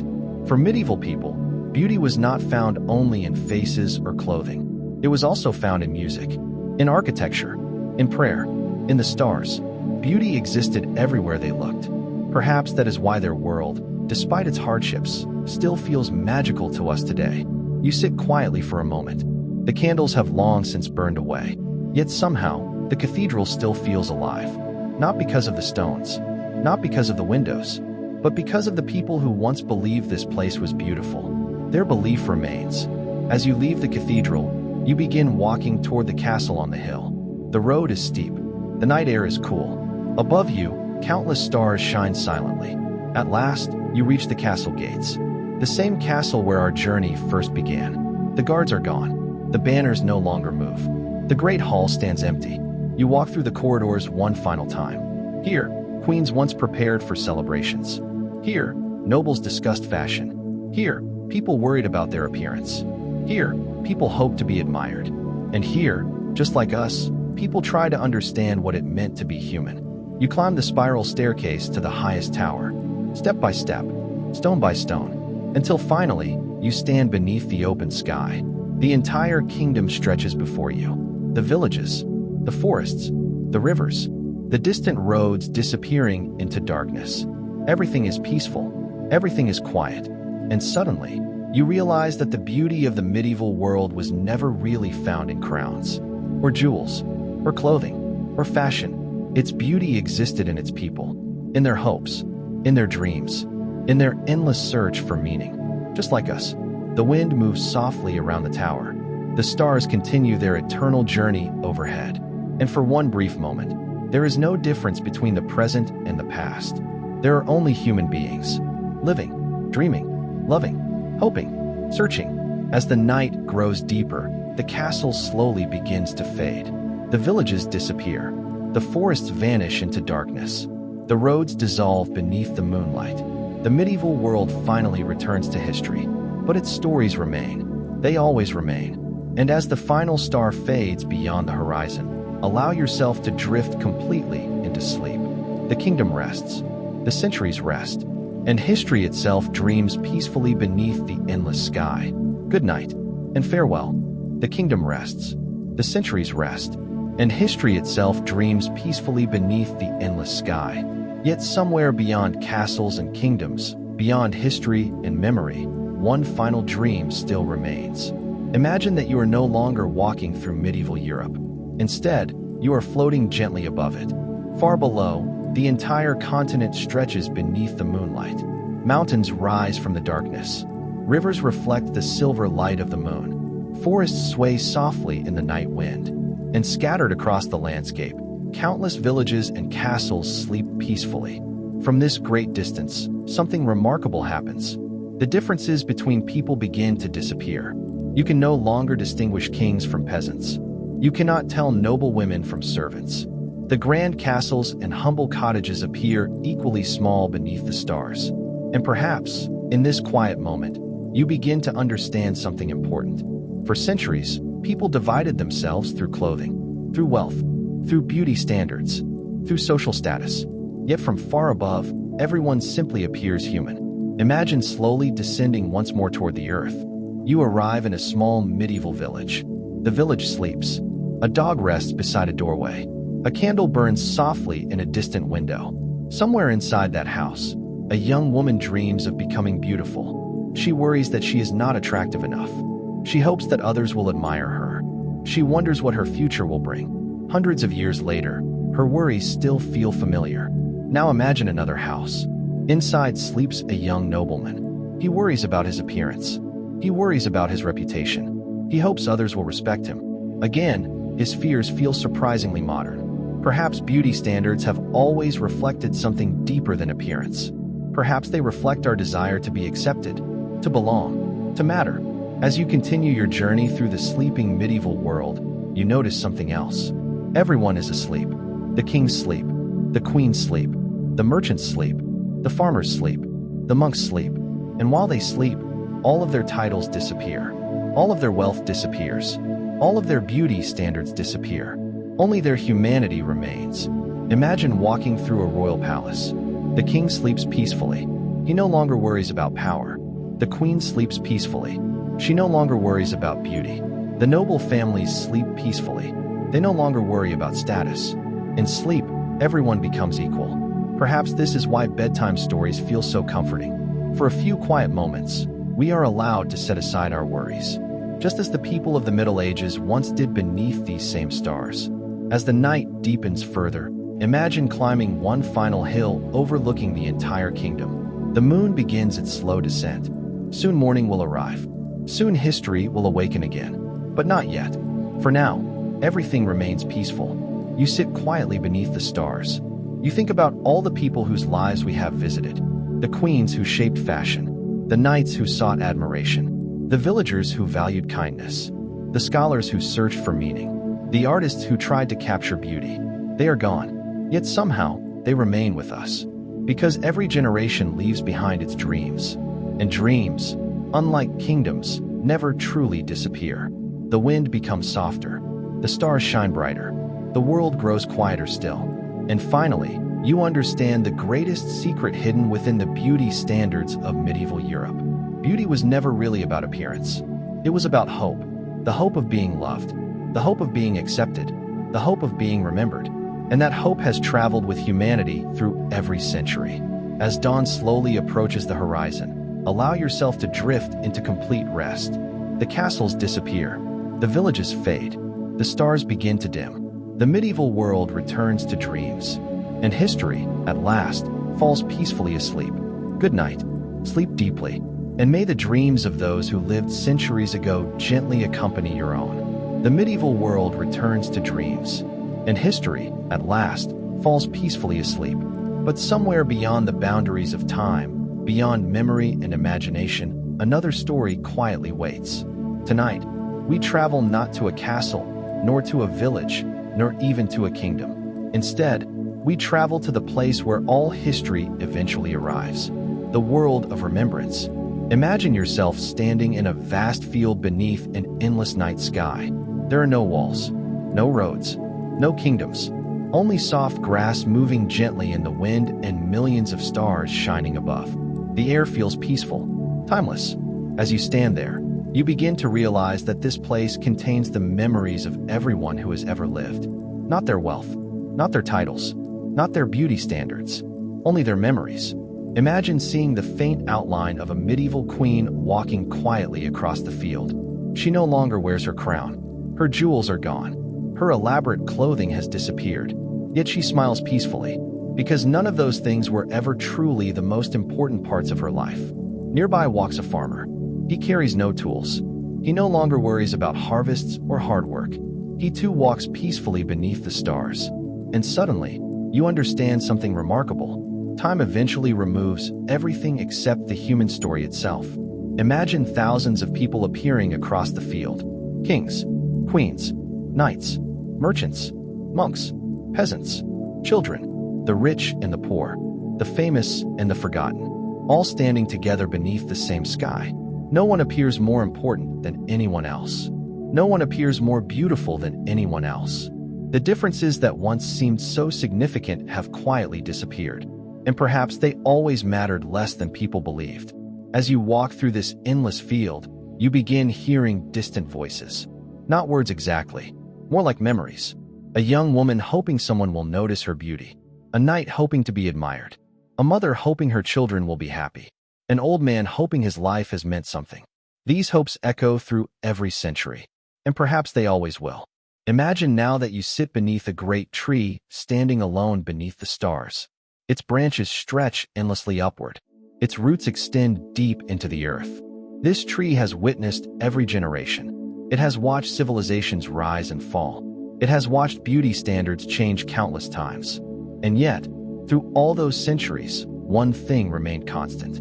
Human beings continued searching for meaning. Perhaps beauty itself was never the destination. Perhaps it was simply one way people searched for connection. One way people expressed hope. One way people asked a very old question. Will I be seen? Imagine now looking up at the stars once more. The same stars watched over medieval Europe. The same stars watched over ancient civilizations. The same stars continue watching over us today. And beneath those stars, every generation has asked the same questions. Am I enough? Am I loved? Will I be remembered? Perhaps there has never been a perfect answer, yet people continued asking, century after century, dream after dream. As the night grows quieter, imagine all the people of the medieval world slowly beginning to walk away. Not in sadness, not in fear, but in peace. The queens disappear into the starlight. The knights fade into the darkness. The villagers return to their dreams. The castles become memories. The roads vanish. The kingdoms rest. And soon, only the stars remain. You stand alone beneath the endless sky. Yet somehow, you do not feel alone. Because history has revealed its greatest secret. Every person who has ever lived wanted many of the same things. To belong, to be valued, to be loved, to leave behind a story worth remembering. And perhaps that shared hope is the most beautiful thing humanity has ever created. As the final stars slowly fade into the approaching dawn, allow yourself to drift completely into rest. The field disappears. The memories become quiet. The centuries fall asleep once more. And somewhere beyond history itself, humanity continues dreaming beneath the endless sky. Good night. Sleep peacefully. And may all the stories of the past accompany you gently into your dreams. The memories become quiet. The centuries fall asleep once more. And somewhere beyond history itself, humanity continues dreaming beneath the endless sky. Yet even now, as the night stretches on, there is one final place left to visit. Not a kingdom, not a memory, not even history itself, but the silence that remains after all stories have been told. Imagine yourself standing at the edge of a vast lake under the medieval night sky. The water is perfectly still. The stars above reflect upon its surface like countless tiny candles. There is no sound except the soft movement of the wind. No castles, no villages, no kings, no queens, only silence. As you look into the water, something extraordinary happens. The surface begins to show reflections of all the people we have met throughout our journey. A queen adjusting her crown before a royal feast. A noblewoman arranging her veil. A knight preparing for battle. A farmer returning home after sunset. A monk riding quietly by candlelight. For a moment, all their lives appear together. And then, just as gently, they fade away. Because that is the nature of history. Every life leaves a reflection. Every reflection eventually disappears. Yet while it lasts, it remains beautiful. Imagine sitting beside the lake. The cool air surrounds you. The stars continue their endless journey overhead. You think about the beauty standards of medieval Europe. The pale skin, the elaborate hairstyles, the rich fabrics, the jeweled ornaments. Once, these things seemed enormously important. Entire lives were shaped by them. Entire societies were influenced by them. And yet, centuries later, they have become stories. Not because they were unimportant, but because all things eventually become part of history. Imagine now that the lake begins reflecting not the past, but the present. You see modern cities, modern people, modern beauty standards, different clothing, different hairstyles, different ideals. Yet the expressions on people's faces remain familiar. The hopes remain familiar. The insecurities remain familiar. The desire to be admired remains familiar. And suddenly, the distance between the medieval world and our own becomes very small. Because while beauty standards change, human nature changes very slowly. We still hope. We still worry. We still compare ourselves to others. We still search for acceptance, just as people did hundreds of years ago. Perhaps future generations will look back on our own beauty standards with the same curiosity we feel toward the medieval world. They may wonder why we valued certain appearances. They may find our fashions unusual. They may be surprised by our customs. And they too will discover that beneath every beauty standard lies the same human heart. Imagine now that dawn is slowly approaching. The stars begin to fade one by one. The surface of the lake grows brighter. The long medieval night that has accompanied us throughout this journey is finally coming to an end. You stand slowly. You take one final look at the water. The reflections have disappeared. The kings are gone. The queens are gone. The castles have vanished. The roads have faded. The centuries have passed, yet something remains. The stories, the dreams, the hopes, the humanity. These things survive long after everything else has disappeared. As the first light of morning touches the horizon, you realize that perhaps this was never truly a story about medieval beauty at all. It was a story about people. People who wanted to belong. People who wanted to be loved. People who wanted to feel beautiful in the eyes of others. Just as we do today, the sun slowly rises. The stars disappear, the night ends, and with it, our long journey through the beauty standards of medieval Europe finally reaches its peaceful conclusion. Thank you for walking through castles and villages. Thank you for listening to the voices of history.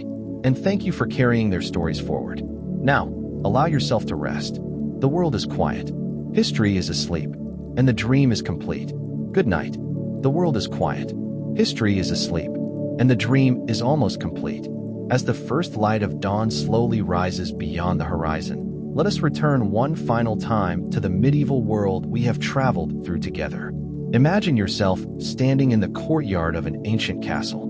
The night is ending. The stars are fading. A cool morning breeze moves gently through the stone walls. For hundreds of years, countless people stood in this same place.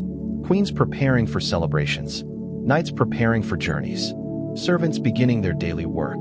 Children dreaming of their future. All of them believed that the world they knew would last forever. And yet, time continued its endless journey. The beauty standards that once shaped entire kingdoms slowly disappeared. The elaborate hairstyles faded.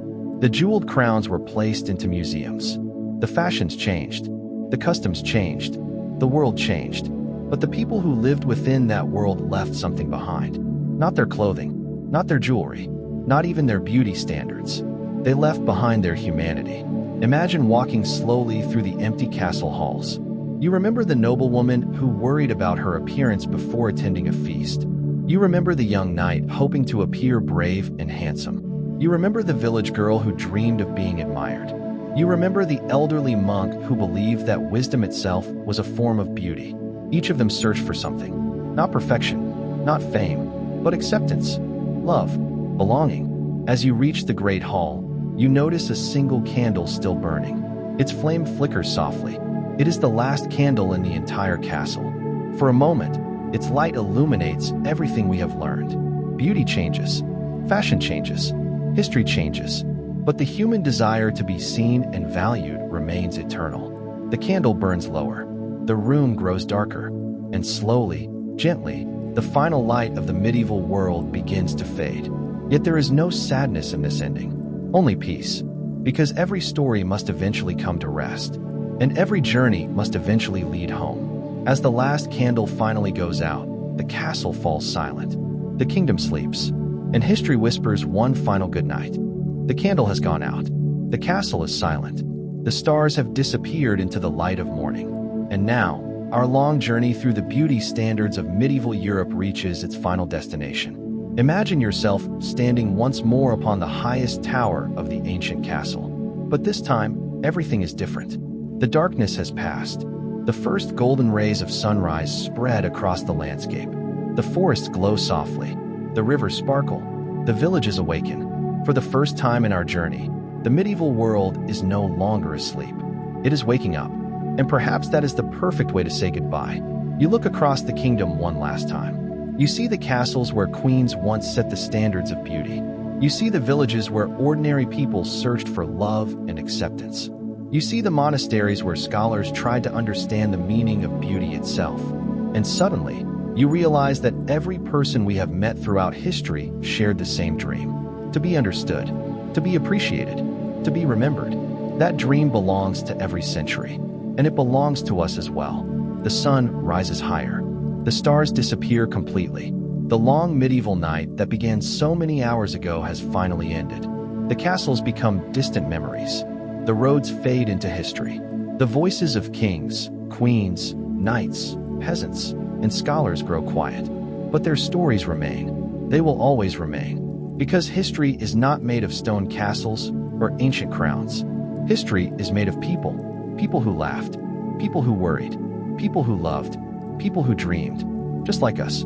As you take one final look at the medieval world, the morning light grows brighter. The dream gently fades. And somewhere, far away in the past, the people of the Middle Ages continue living beneath their own sky, unaware that centuries later, someone would remember them. Thank you for taking this journey. Thank you for walking through moonlit castles and silent villages. And thank you for listening to the quiet whispers of history. Now, the journey is complete. The kingdom rests. The centuries rest. And at last, so can you. Good night.